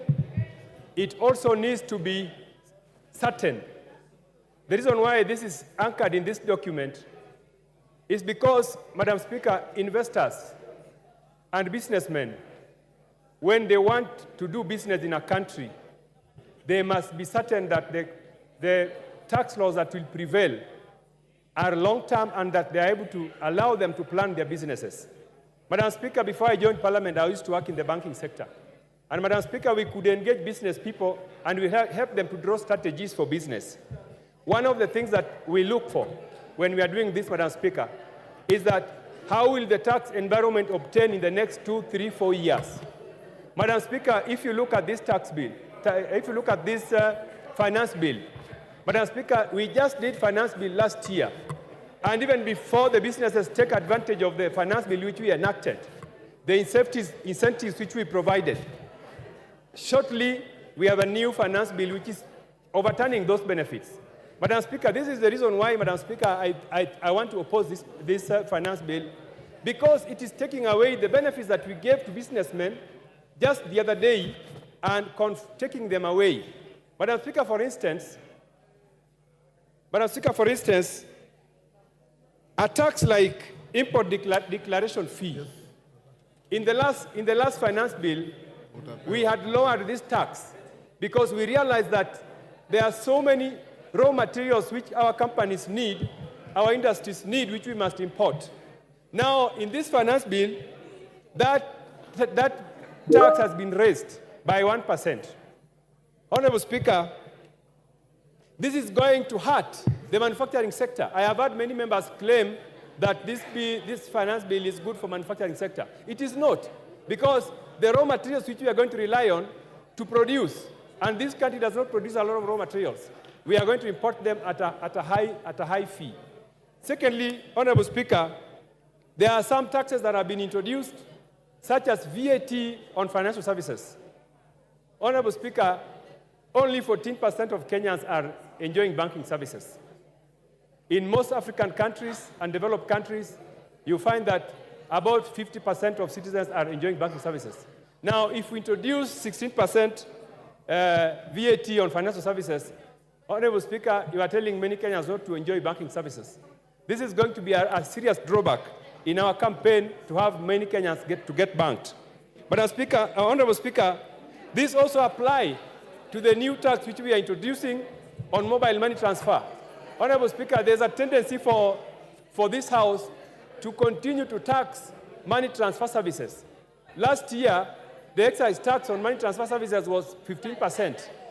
We are trying to raise it to 20%. Honorable Speaker, we need to realize that just sending money is not really production. So if we continue to tax people because they are using mobile transfer services, it is very unfair. Honorable Speaker, as I conclude, one of the reasons why we do not meet our tax targets is because of something we call taxpayer morale. Honorable Speaker, the reason why somebody will willingly pay tax is because if their morale is boosted. This bill does not boost taxpayer morale, and I foresee a situation where taxpayers will refuse to pay their taxes. And this is happening, Honorable Speaker. If you go to KRA, the officers in KRA are merely collecting bribes because taxpayers are refusing to pay tax. They rather keep the tax, and when officers of KRA go, they bribe them. So, Honorable Speaker, we need to have a tax regime that promotes taxpayers to have morale so that they can willingly pay tax. Otherwise, Honorable Speaker, I oppose. Thank you. Thank you, Honorable Atandi. Mary Masse. Honorable members, if you have spoken, please log out. Oundo, you have spoken, you are still on the screen. Otienda Mola has spoken, is still on the screen. You block other members from appearing on the screen. You've logged out now, thank you. Mary Masse. Thank you, Honorable Speaker. I've been queuing since morning. I thought you had forgotten that I'm here. Honorable Speaker, from the onset, I want to appreciate the chairman of the Finance Committee, Kimani Kuria, and his entire team for a meticulous job. The manner in which you have handled the making of the finance bill is indeed commendable. Having said that, Honorable Speaker, Article 221 of the Constitution and Section 39(2) of the Public Finance Management Act, Cap 4 and 2, and the Standing Order 235, subsection 5, provided for the execution of the estimates of revenue and expenditure, and underline revenue. Honorable Speaker, this process is not complete until the passage of the appropriations bill. And the passage of the appropriations bill is not possible without the execution of the finance bill.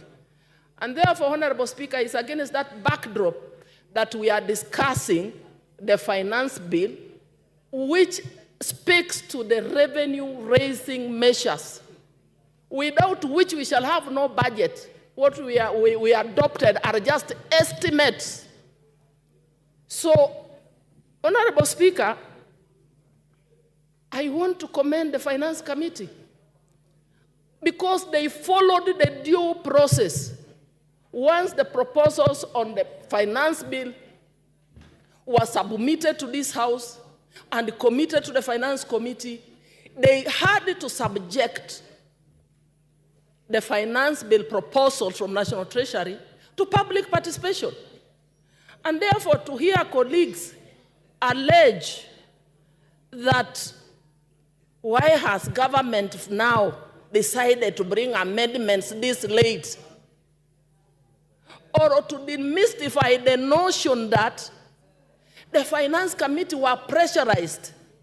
Honorable Speaker, the Finance Committee had to listen to Kenyans, get the views of the Kenyans before recommending amendments to the finance bill. Honorable Speaker, we are here as representatives of the people. We are the watchdog. We are the ones to oversight the executive. That is why when the executive proposes anything, it cannot just be passed. There is a committee that does the scrutiny, the review, they have to discuss, they have to do public participation, then make recommendations to amend and bring to this House for all of us to adopt. They do that on our behalf.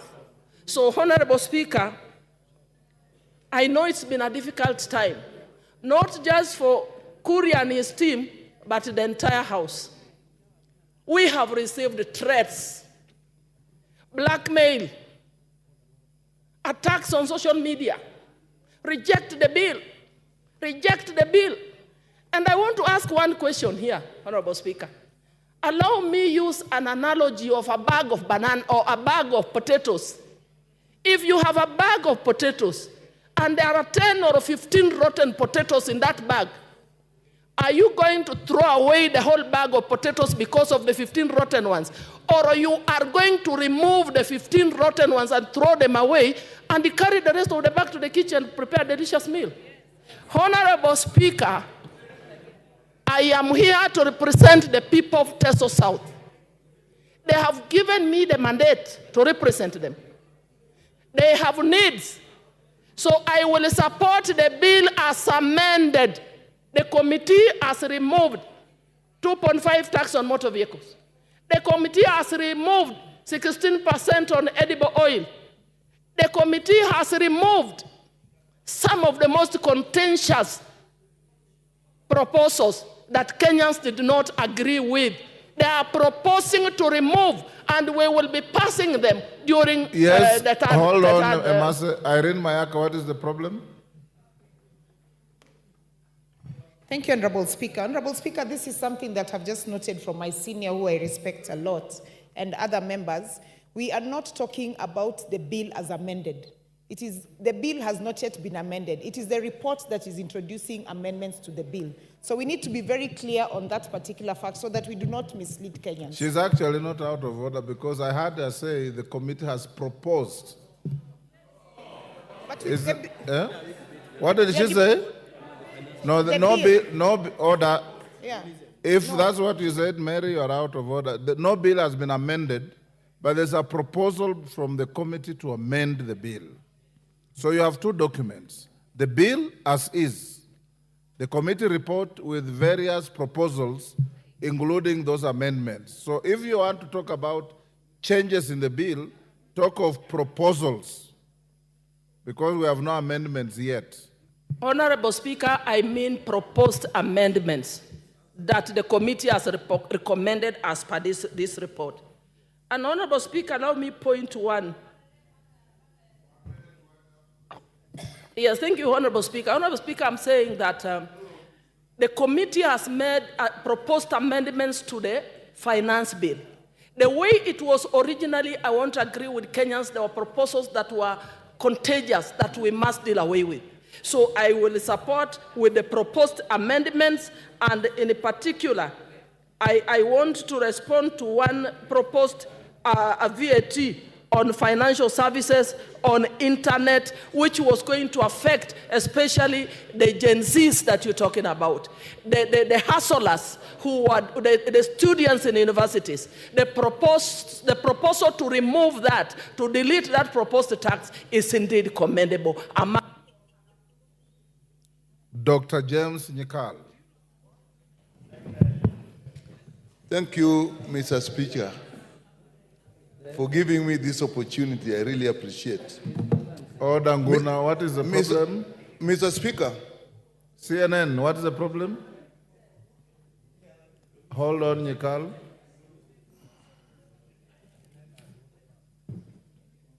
Yes, CNN. Mr. Speaker, sir. Yes. I've been here since 9:30. And from the screen, it is clear I'm the one who is supposed to speak after Mary Emase. But anyway, let me be Take your patient. seat. I hope I'll be the next. Take your seat. The discretion remains the chair, but let me also tell you, if there's a member who sits here longer than any other, it's Dr. Nyikal. BBC will. He sits here from the beginning, the speaker finds him here, the speaker leaves him here. Thank you, Mr. Speaker. Mr. Speaker, I rise to oppose the Finance Bill 2024. Mr. Speaker, this has been the most canvassed bill since I came to this parliament. It has been canvassed, and the committee has met with professional organizations, it has met with churches, it has met with civil society, it has met with students, and all of them are unanimous that they don't like the bill as it is, and have proposed that we reject the bill. And Mr. Speaker, you have seen even yesterday, in just anticipation that the bill will be discussed, the demonstration, the picketing that was in this town.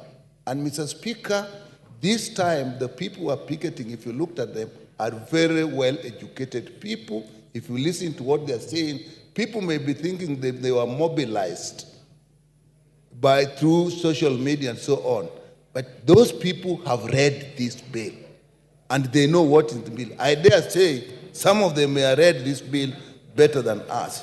And Mr. Speaker, the reason people are up against, the people of Kenya are up against this bill is we had a bill last year which actually people are suffering from.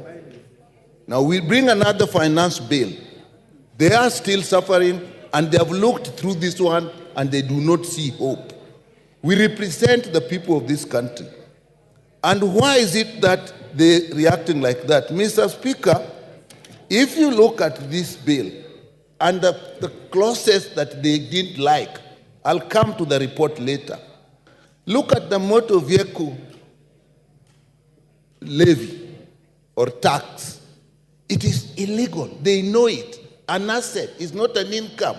It is there. And when you do that, all people suffer, not just the people who own vehicles, because it will include transport vehicles. If you look at tax on digital market, and that I think is why the young people are out.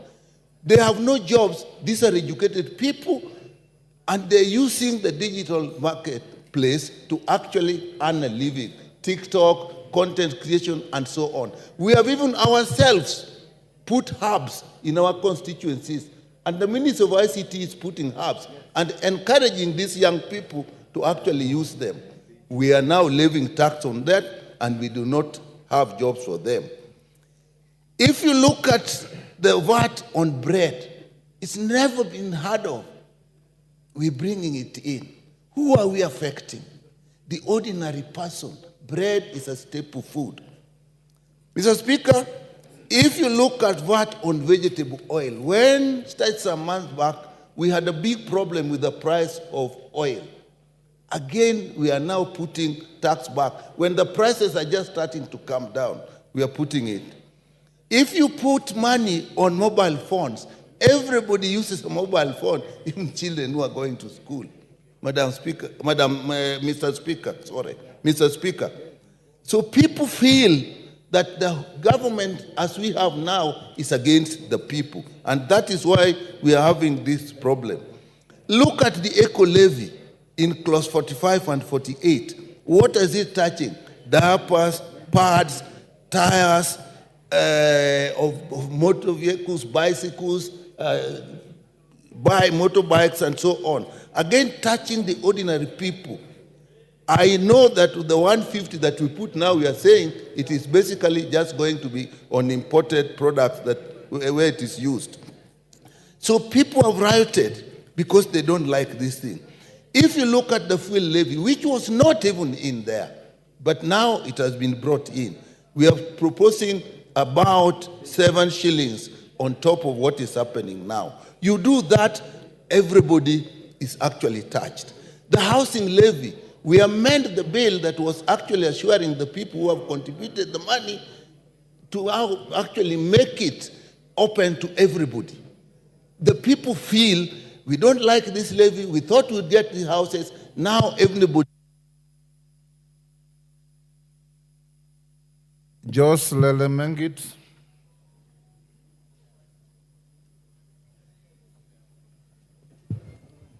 Thank you, Mr. Speaker. First, I would like to be in agreement and also join hands with the other colleagues in supporting this bill. This bill has a big win for Kenyans. Generally, it seeks additional revenue that is necessary to alleviate poverty and to deliver public services like roads, electricity, on health. These are all services to improve on and better lives of people, Mr. Speaker.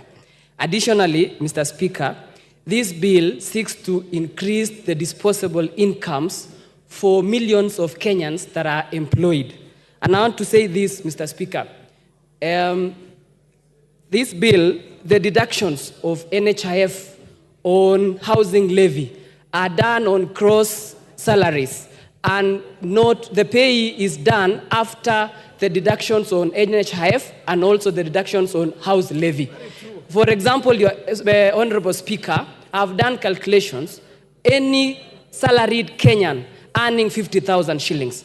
Right now, his net pay is around 49,000 shillings. But with this new finance bill, Mr. Speaker, the same Kenyan who is earning a gross salary of 50,000 shillings is going home with around 42,000 shillings. So there is an additional almost 3,000 shillings, Mr. Speaker. And this is for all the salaried employees in Kenya. So I want to be in agreement with the chair and the team who came up with this proposal of the finance bill that this finance bill is putting more money in the pockets of employed Kenyans. That is about 13 million Kenyans who are employed, both in government and the private sector, Mr. Speaker.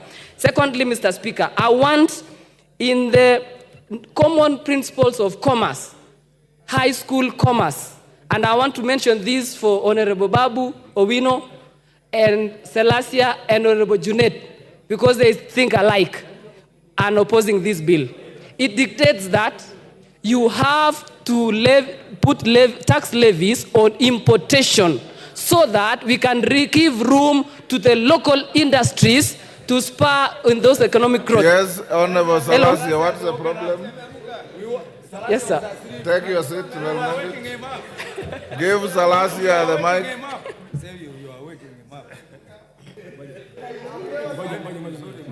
Give him, there you are, give him the mic. Okay, I'm here, right?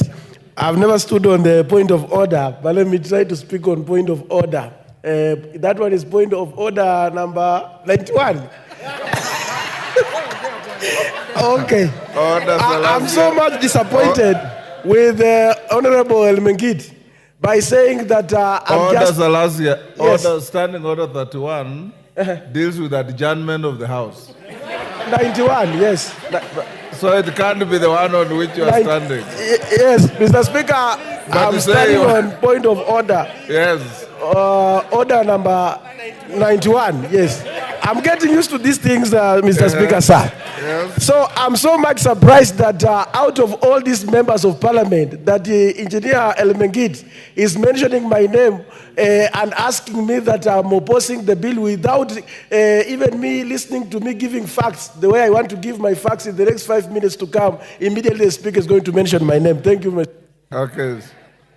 Lelmengi, to be fair to Salasia, he has not spoken on this Thank bill you, yet. Thank you, Mr. Speaker. You know, I was waking up Salasia. I saw him, he was asleep.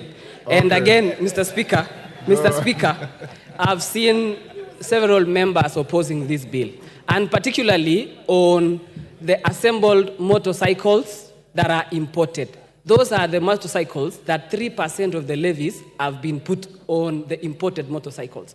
But the locally assembled and locally manufactured, there's no tax levies on those motorcycles. This will spur the economic growth and also enable these companies, will give room these companies to employ more youth in assembling these motorcycles within this country. Again, Mr. Speaker, I would love to buy diapers for my babies from the locally produced ones in Kenya. There is no problem for Honorable Junet creating a company like Junet Diapers Company Limited. I would be happy to buy those diapers from his factory. So I want to encourage every member who is opposing this bill I want to urge all members opposing this bill to also join hands with us so that we can accept the amendments and the proposed bill that we have for 2024-2025 financial year. Finally, Mr. Speaker, the only problem that we are fighting in this country and in this finance bill is the negative connotations and statements propagated by the opposition. Numbers don't lie. For the last 1 year, Mr. Speaker, on the economy, inflation has dropped from 9% to around 5%. The dollar, Mr. Speaker, in relation to Kenyan shilling, has dropped from 165 shilling to 130, up thereabout. Farmers are happy, Mr. Speaker, for the subsidized fertilizer. And finally, Mr. Speaker, the teachers who are interns for the last 1.5 years will get a chance to be employed permanent and pensionable, which is a big win for our institutions back home, the high schools, the day schools that don't have teachers. So, Mr. Speaker. Thank you. Thank you. Yes, what's your point of order? There's nobody on the floor. Umulher?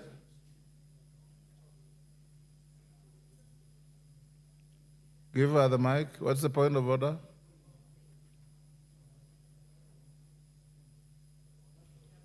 Mr. Speaker, I wanted to interject him, but he's not on the floor. He's not on the floor, so it is spent. Thank you. Okay. I give the floor to Elachi.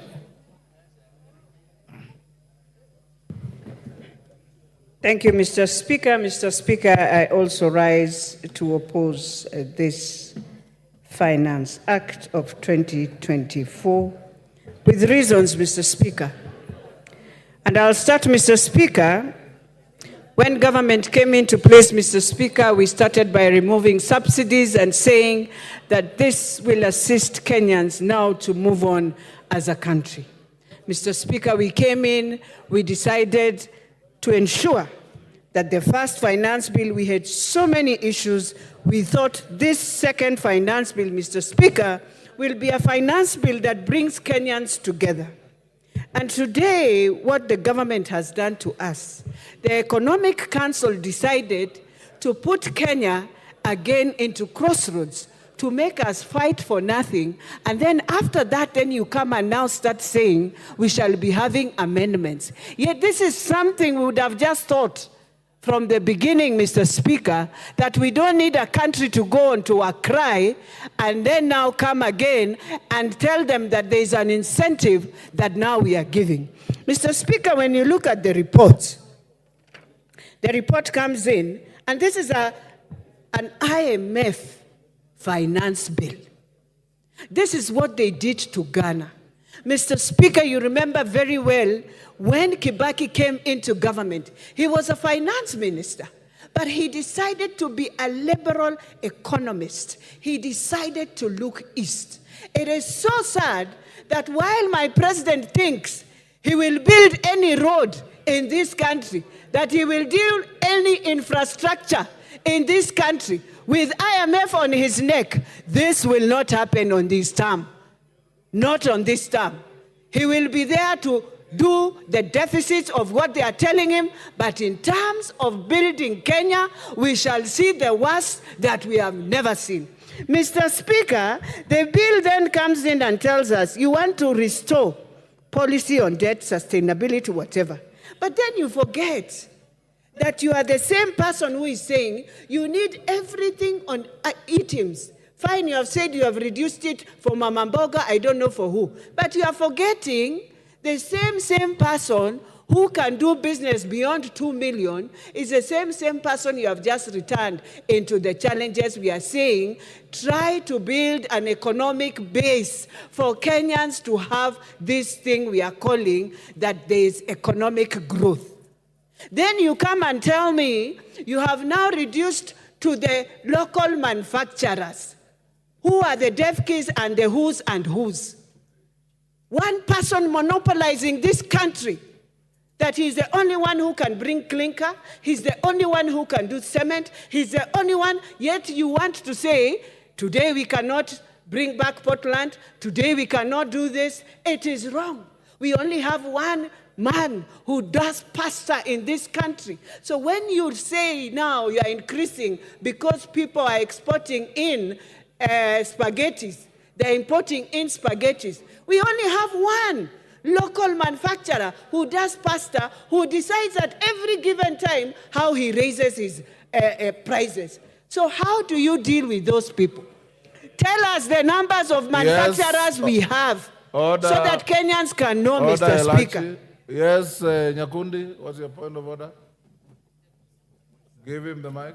Thank you, Mr. Speaker. I'm standing on point of order number 91. Is it in order for the honorable member to say that the president is dictated by IMF on the finance bill, while the president has the mind of his own? It is this house that dictates the finance bill and the orders that we make. Thank you, Mr. Speaker. If you had the mind, we would have gone to the president after we have finished this.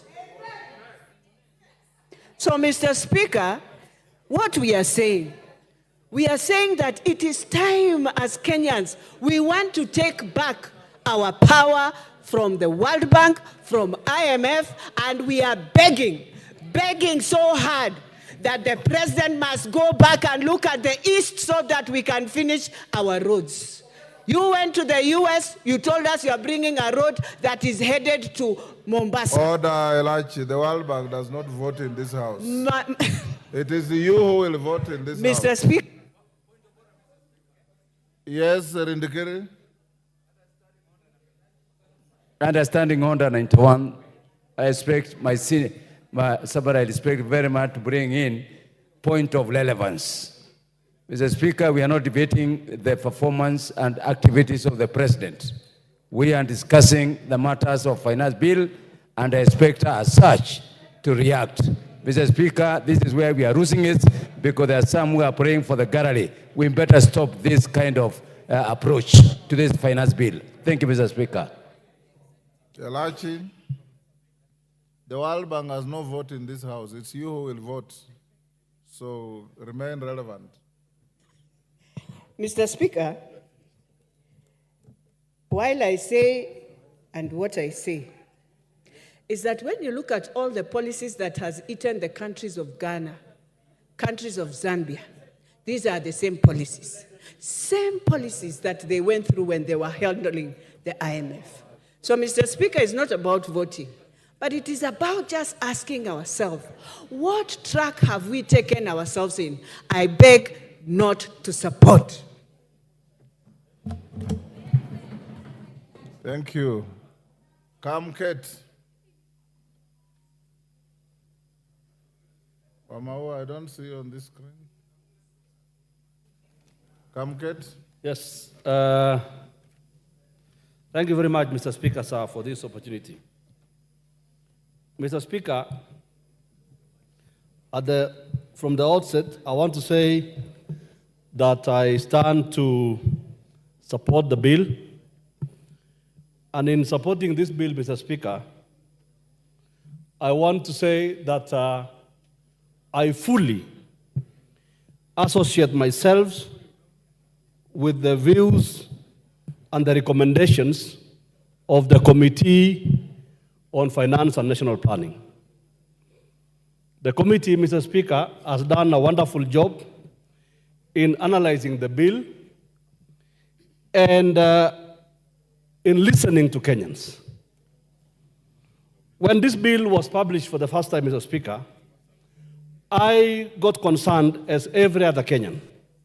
But I got, Mr. Speaker, I got the confidence, Mr. Speaker, because I know, Mr. Speaker, that Kenya is a working democracy. That the process of legislative, the passing of legislation is a process, Mr. Speaker. That the bill would go to the Committee on Finance and National Planning, that the bill would be subjected to public participation, and that the views of Kenyans, Mr. Speaker, would be collected, and that the committee would come up with the proper recommendations, having listened to the people of Kenya. And the committee has done that, Mr. Speaker. This committee, Mr. Speaker, represents Parliament. The Committee on Finance and National Planning is a committee that is made up of members across the aisle. It is not a committee, Mr. Speaker, of members of one side of the House. And their report, therefore, the report which has no dissenting view, represents the views of this Parliament. And I want to say, Mr. Speaker, I want to thank the members, all of them, from both sides of the House, that they have done a good job. I want to, Mr. Speaker, the Treasury is made up of Kenyans. And they are mandated, Mr. Speaker, at every financial year to come up with revenue-raising measures to support the budget. And they are free, Mr. Speaker, to be innovative. Those officers at the Treasury, Mr. Speaker, are free to come up with wild ideas. But that is why Parliament is here. Because the officers at the Treasury, I do not see why the hysteria. Why there was hysteria? Why would a member of Parliament be joining, Mr. Speaker, members of the public in demonstrating in the streets when his opportunity is here? When the opportunity is here now, and then when they are given the chance, Mr. Speaker, they come and speak about revolutions that are non-existent. This is the time to talk about, to debate this bill and to look at the recommendations of the committee as they have made. Mr. Speaker, the governments exist to levy taxes, Mr. Speaker. And it is Parliament's responsibility to check on the executive. And that is exactly what we are doing. Mr. Speaker, you know, when the orange button comes up, Mr. Speaker, and the points are coming, I do not know what, we begin to panic. Mr. Speaker, let me just say this, Mr. Speaker. This morning, I listened to the leader of minority opposing the bill. But I looked at him, Mr. Speaker, and I could see his opposition to the bill was nothing but hollow, dishonest, and shallow. Because, Mr. Speaker, if the public have given their views, Mr. Speaker, and I challenge, Mr. Speaker, And I challenge Mr. Speaker. Your time is up. Your order. Member for Malindi. Asante sana Mheshimiwa Order. Spika. Mwanzo ningechukua fursa hii Mheshimiwa Spika kuweza kuwashukuru Wakenya.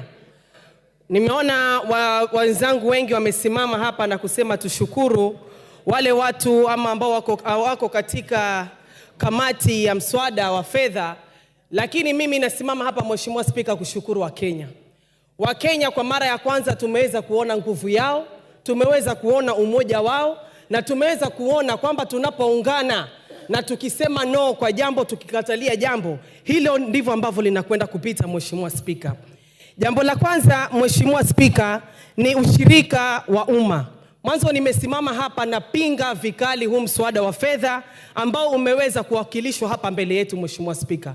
Watu wangu wa Malindi Mheshimiwa Spika wamepinga vikali masuala ya kuongezwa ushuru katika mambo ya mkate, katika mambo ya pampers, katika mambo ya sanitary pads. Watu wangu wa Malindi tayari ile hali ya maisha ilivyo ngumu, wanasema kwamba hawataki tena kuona ushuru wa aina yoyote uweze kuongezewa hapa Mheshimiwa Spika. Mheshimiwa Spika, sisi Waswahili tuna msemo wa kusema unapopatiwa chakula kukula, unakula kile chakula mpaka unasahau unataka pia kula ile sahani. Tulipokuwa tunajadili mswada wetu wa fedha wa mwaka 2023, kulikuwa kuna mambo mengi ambayo sisi tumeyakataa Mheshimiwa Spika, lakini mambo yakapita vile ambavyo yalipita. Na kwangu mimi ninavyoona Mheshimiwa Spika, pia huu mswada kulikuwa kunataka kupitishwa mambo mengi zaidi, lakini safari hii Wakenya walikuwa chonjo na wakaweka miguu yao chini na kukataa ule udhalimu ambao ulikuwa unakwenda kutendeka Mheshimiwa Spika. Ningeweza kusisitiza kwa wananchi wetu wa Kenya nzima kwamba tunapokuwa na ushiriki wa umma ama kwa kizungu ambayo inaitwa public participation, naomba Wakenya wajitokeze kwa wingi, waweze kusikizwa, waweze kueleweka na waweze kutoa maoni yao kuhusu masuala tofauti tofauti ambayo yanaendelea katika bunge la kitaifa, katika masuala ya miradi ya kitaifa, miradi ya kaunti na mengineyo. Mheshimiwa Spika,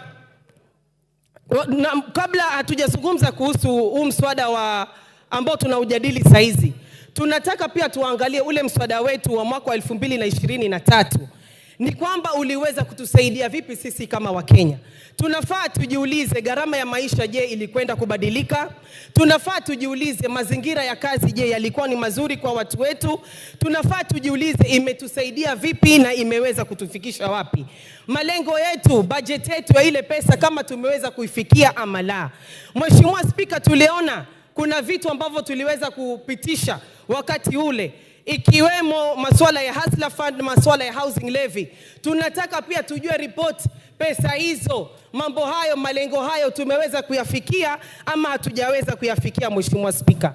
Kwa kumalizia Mheshimiwa Spika, mimi ninavyoelewa Wakenya hawana shida na kulipa ushuru. Uchungu wa Wakenya saizi tunazungumza kuhusu budget ya zaidi ya trilioni 3. Matumizi ya hizi pesa Mheshimiwa Spika ndiyo matatizo makubwa, na ndio maana tumeona vijana wetu, watoto wadogo wamekwenda barabarani kufanya maandamano Mheshimiwa Spika. Matatizo ambayo tuko nayo sasa hivi Mheshimiwa Spika ni ufisadi. Na pale ambapo tunazungumza kuhusu ufisadi, kwa sababu pesa zote hizi zinatoka kwa Wakenya, bajeti yote hii sasa hizi inatoka kwa Wakenya. Tunapoona ufisadi ambao unaendelea Mheshimiwa Spika, mawaziri wanakuja hapa, mawaziri wao ambao wana ufisadi wanaachiliwa Mheshimiwa Spika. Hii ndio inazidi kutia machungu kwa Wakenya kule Mheshimiwa Spika. Tunaona wale ambao wameshikana kule kwa upande wa serikali Mheshimiwa Spika, wanaenda katika mkutano, mtu ambaye mshahara wake ni sawasawa na wangu na anatoa karibu milioni 30, na kuna kijana mwenye ambaye hana kazi na hana hata shilingi. So tunataka matumizi ya hizi pesa pia ziwe ziko sawasawa Mheshimiwa Spika, na kwamba ufisadi uweze kumalizika hapa ndani ya Kenya Mheshimiwa Spika. Mimi nataka niseme napinga vikali huu mswada wa fedha wa mwaka 2024 Mheshimiwa Spika. Asante sana. Rindikiri.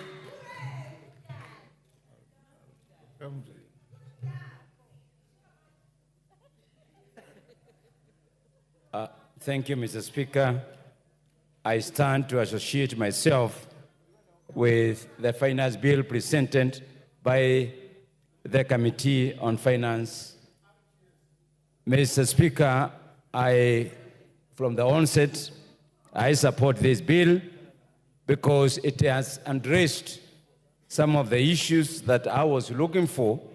But let me say and correct myself that the initial proposed bill, the draft bill, Mr. Speaker, and a lot of issues that are detrimental to our population and to our citizens. Mr. Speaker, that bill, as it was originally presented, will not pass the test of times. But Mr. Speaker, I've listened towards the chairman of the committee as presented, and I associate myself with those proposals that he has presented. Mr. Speaker, we passed the budget in this House. Mr. Speaker, we cannot pretend that we are disassociating ourselves with that budget now that the finance budget has come. Mr. Speaker, the finance addresses the supply part of the expenditure. Mr. Speaker, the budget addresses the expenditure. So these two are intertwined. So unless we go back and reverse the budget that we passed and say we have to suspend it so that we go back to the drawing board. Mr. Speaker, we are legislators and we cannot deceive ourselves that we don't know the truth. Mr. Speaker, the bill has met all the requirements in terms of passage and verification by the members of the public. Mr. Speaker, the public participation has brought in elements that Kenyans have been asking for. And therefore, Mr. Speaker, I am satisfied that majority of the issues brought up by the members of the public have been taken care of in the proposed amendment by the committee. Mr. Speaker, we are legislators and we are going to bring more amendments. Mr. Speaker, I have noticed, Mr. Speaker, that there is a normality in the finance bill as proposed also, even by the finance committee, that we will be taxing the raw materials. Also, the local manufacturers, Mr. Speaker, will use raw materials. So we will bring an amendment on that. Mr. Speaker, I have also seen there is an introduction of a levy on the treasury bills. Mr. Speaker, we also bring amendment on that. So what I want to tell the people of Bori, because that is who I represent, we will make sure with the consultation with the finance committee, in agreement with them, we will all delete those punitive clauses that are detrimental to their expectations and pass the bill because it carries more benefit to our people. Mr. Speaker, this bill has passed all the legal requirements. Mr. Speaker, the income tax law, Mr. Speaker, the VAT law, Mr. Speaker, the excess law, Mr. Speaker, the Miscellaneous and Fees Levy Law, Mr. Speaker, the Tax Procedure Act, Mr. Speaker, the Affordable Housing Levy Act, Data Protection Act, and Public Finance Management Act, and lastly, the Industrial Training Act. So, Mr. Speaker, as we see it, the bill is in compliance with the procedure of making the law. Mr. Speaker, I note that the objective of this bill is not to discourage investment. Mr. Speaker, this bill addresses how we will move the economy in the short term, mid-term, and the long term. Mr. Speaker, we are all talking about employment for our youth. Mr. Speaker, we are all talking about Made in Kenya, Promote Kenya. Mr. Speaker, we are saying we have to take care of our environment. Mr. Speaker, all these things are contained in this bill. What we need to be careful is that we should not trash the good thing with emotions, because that's what I'm saying, Mr. Speaker. The people of Bori expect development. The people of Bori expect water. The people of Bori expect electricity. The people of Bori expect health. So, Mr. Speaker, truly, and I want to urge and ask our members, please, let's be bipartisan. Let's look at the good things. Let's look at the bad things. We do away with the bad thing, but we cannot in totality say this bill should be rejected in totality. Mr. Speaker, I support. Jackson Kosgei. Thank you, Mr. Speaker. First of all, and on the onset, I support the bill. It has been said by historians that there are two things, I beg your pardon, that has made regimes comes up or rise up and fall. One is the policy on fiscal planning of a nation, such as the one we are interrogating through this bill. Mr. Speaker, the second one is the national bride, where the citizens of a country is proud to support and sustain their own country. While I commend the committee for the work, the good job done, the resilience they had in taking the processes through legally and by law, and also by listening to the citizenry of this country, I wish to persuade us in this House to appreciate the fact that we have a cardinal role in developing the budget of this country by interrogating all the processes, and we have a duty to produce a policy that will support this nation. It appears that the debate today, and as we continue, is gravitating around the finance bill as was presented, and we seem to play down the proposed amendment by our esteemed committee members. They have given us their version after receiving the contribution by the public. Mr. Speaker, I wish to conclude my remarks as I support this bill by commenting on the light note on a comment that was made by one honorable member that it was a bit unnecessary and misleading comparison, because we are speaking not only to this August House, but we are speaking to Kenyans listening outside there, to compare the 19th century dictatorial monarchs with our vibrant democracy, which is giving us an opportunity of changing government whenever we want in every 5 years. It is unnecessary to speak to Kenyans that we have an alternative in terms like revolution, destroying a country. I think we have a room, vibrant democracy in the world, not Africa alone. And I wish to urge us that let us debate without personalizing, but think about this country and its progress. With that, Mr. Speaker, I support the bill. Thank you. Mawade.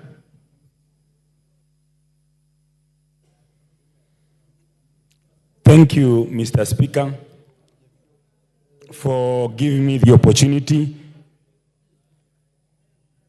to contribute to this bill. I stand on the onset to oppose this bill. This bill, actually the amendment that was tabled last evening, is actually worse than what was there previously. The original bill that was tabled aimed to raise 308 billion shillings.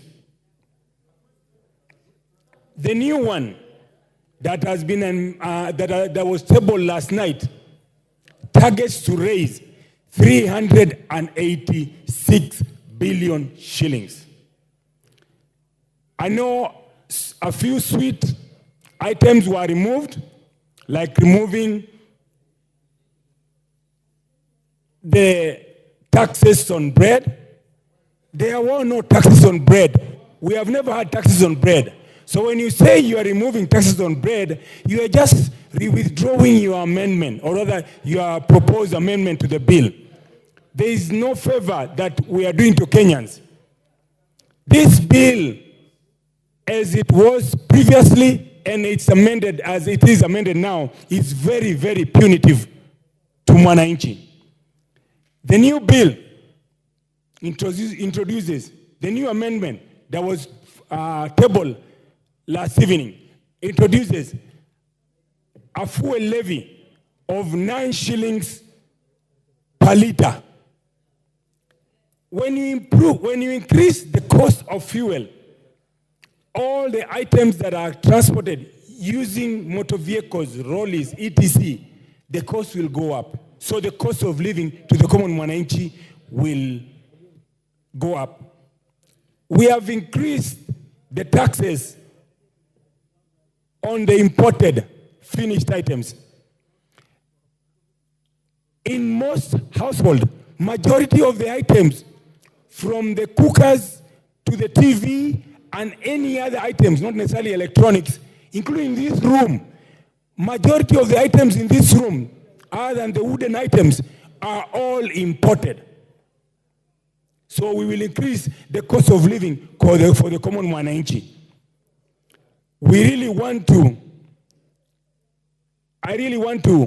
I've had a few people congratulate the finance committee. I want to congratulate the Gen Z for coming out in large numbers and expressing themselves. What was sad is seeing that they were arrested. They have freedom to assemble. They have freedom of expression. They should be allowed to express themselves, not necessarily be arrested. But to the Gen Zs, the Gen X, and the Millennium, you are yet to register as voters. You need to register as voters so that you can have the correct people that will listen and side with Mwananchi. Anybody who does not side with Mwananchi, you know what to do come 2027. And for the Gen X who actually participated yesterday, and the Millenniums and the Gen Z, the work is not done. The most important work happens tomorrow. Tomorrow is when we are voting as a house. You must put pressure. Continue to put pressure. Do not let off the item on the gas. And you must sit there with a pen and a paper. And anybody who votes to put a noose around your neck, you must write down their name and pick and say, that one, 2027, home. That one, 2027, home. Anybody who votes to finish you here. Anybody who votes to put a noose on your neck tomorrow and finish the Kenyans, you must have a list and pick. That one, 2027, home. That one, because we must have a people, we must have a parliament that supports and stands with the common mwananchi. And I stand to oppose. Asante. Mary Wamaua.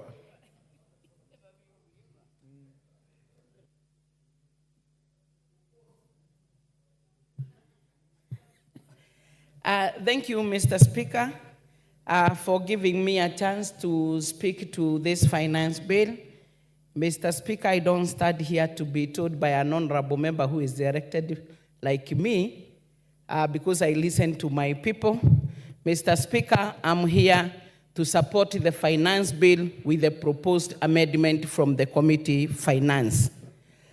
Mr. Speaker, secondly, allow me to appreciate the work that was done by the finance committee, the exercise that they did going around the country during the public participation was not in futility, and therefore, immediately after the public participation, they went to write this report, and from all what they collected from the people who came in the name of those from the corporate professionals, business men, and others, they were able to do so many amendments that we are waiting to hear, and some we are aware, because majority of those are the ones that the members of public had a lot of interest in, like the issue of the VAT on bread. There is that proposed amendment to remove the VAT on it. There is also the exercise duty on the vegetable oil. That was also an area of concern. A lot of concern on the issue to do with the 2.5% on motor vehicle tax. Mr. Speaker, I may not be able to mention all the areas of concern, but I cannot forget to also note that there was the proposed amendment from the committee on the eco levy on locally manufactured products like the sanitary towels, the diapers, phones, car batteries, and others. Mr. Speaker, looking at the proposed amendment that the committee came up with, it is trying to answer to the cry of some of the areas that our member are talking about. And Mr. Speaker, some of these are going to boost our local manufacturing industries, which we highly recommend, because with the local manufacturing industry in the country being boosted vis-a-vis all what is coming as import, this will be able to give market to the farm products, because a lot and the backbone of this country is agriculture, as well as also creating employment. And also, this one will also offer our agencies in the inspection and supervision of the produced products. Mr. Speaker, I do not want to say that is from what I got from one of the members that this is too retro, too late. Because, Mr. Speaker, this is a house whose work is to make laws and to amend other that are existing.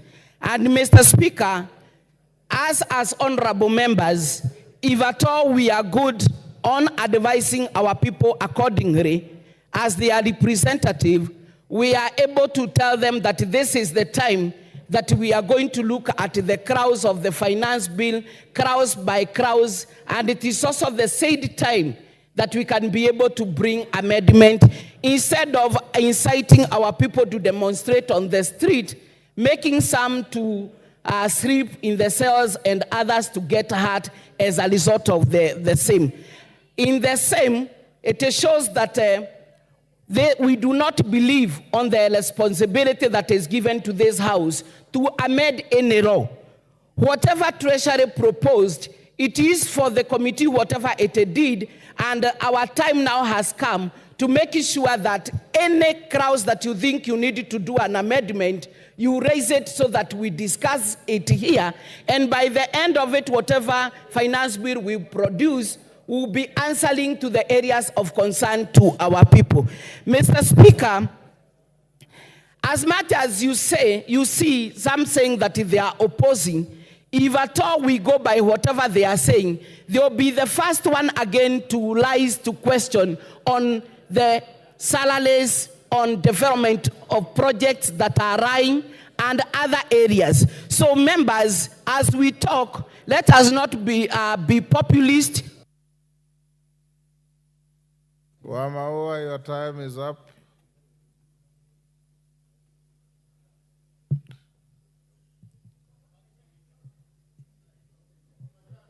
Yes. Mark Nyamita.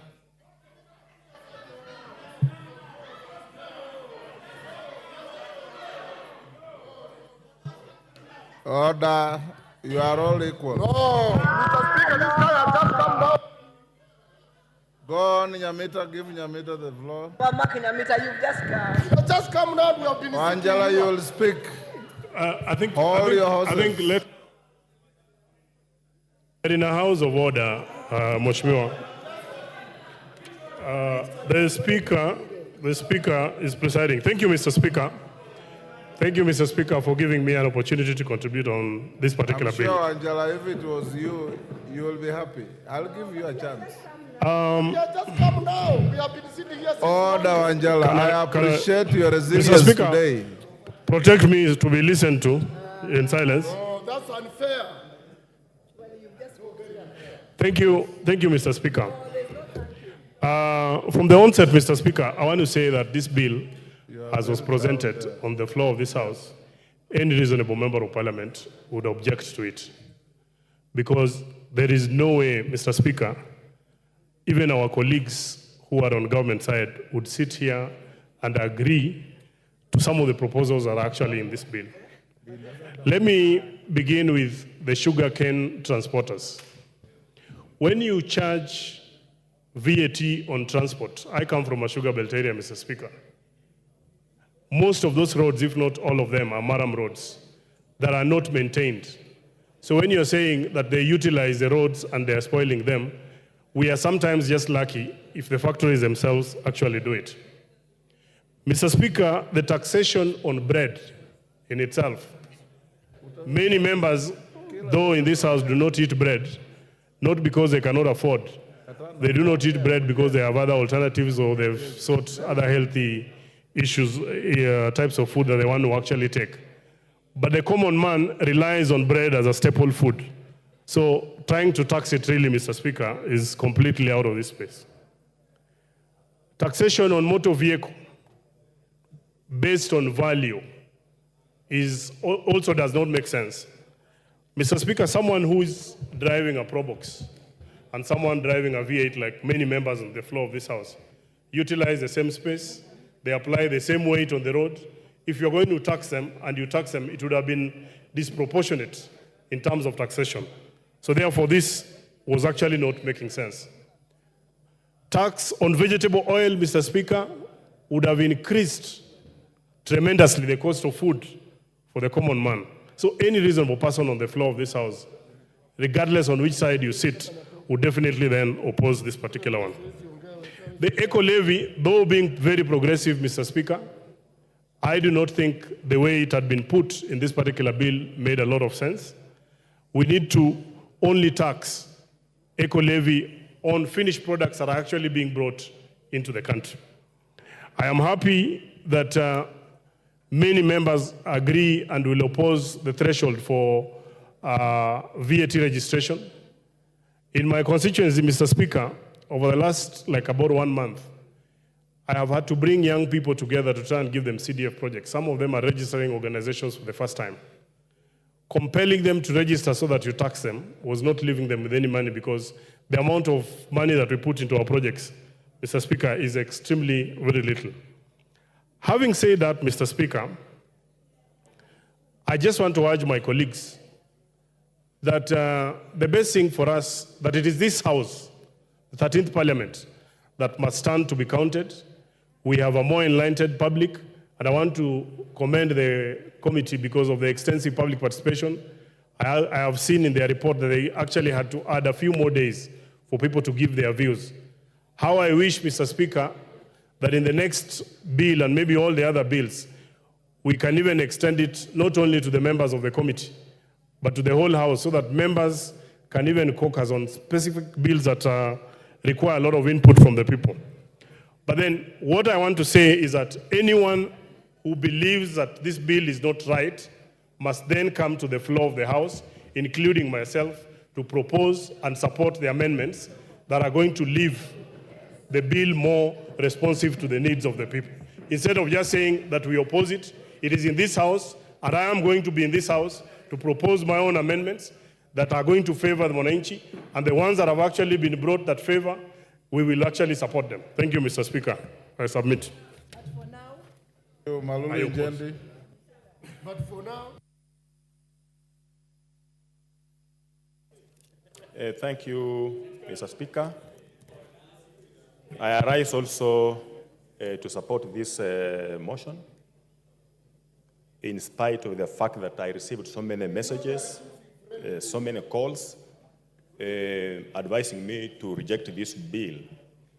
Mr. Speaker, one of the callers is a young man who is my neighbor. So he told me he has read so much on social media and he feels I should say no. So I asked the young man, why are you saying I vote no? Why specifically? So he told me like the price of bread has increased from 45 to around 90 shillings. So I told him which type of bread is this. Then he was talking of 400 grams bread. So I just told him straight, go to the shop and find out what it is presently. Mr. Speaker, I noted that there was a lot of misinformation to our youth, the so-called Generation C, that is causing them even to riot on the streets. Mr. Speaker, why I support this particularly is because of the direction this country is now taking. I'm realizing now, when you look at this finance bill, what I'm seeing now, this country is going the direction of consuming locally produced products. Because what it's doing is giving room for local producers to do the manufacturing of the products that we usually import.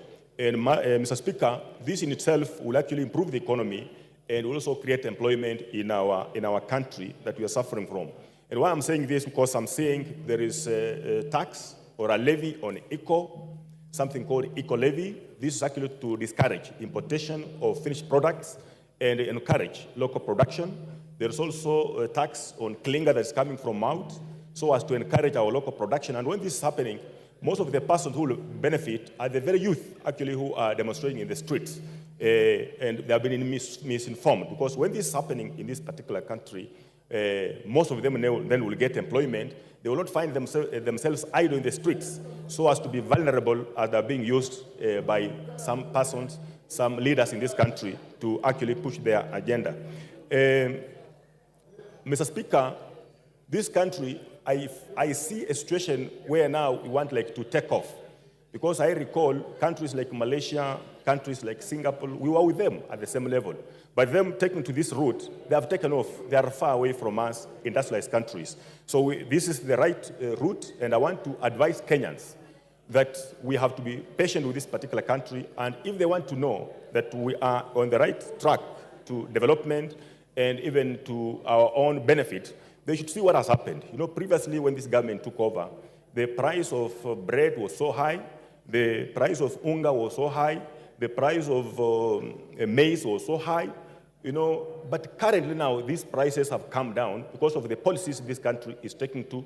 So if Wananchi will give this government and this country, the leadership, some time, all this that we are crying about will stabilize. Mr. Speaker, I want to appreciate the chair of Finance Committee. There was an issue on e-teams, invoicing. You see, the factories, I'm hosting 2 factories, sugar producing factories in my constituency, that is Botali and West Kenya. The 2 factories, the directors came to my home complaining about the e-teams, what it was to farmers. And they were arguing that if they do this, there will be double taxation to the farmers, the cost will be pushed over to the farmers.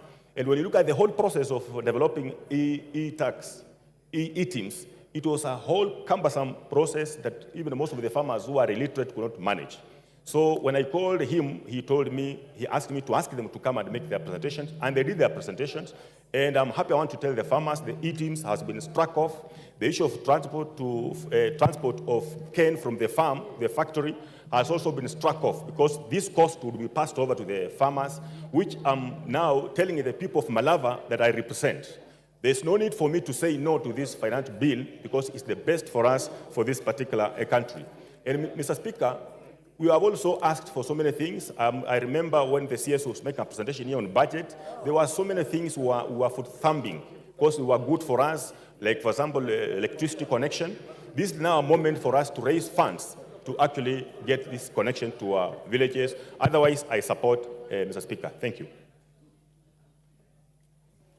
Thank you, Cain Katana.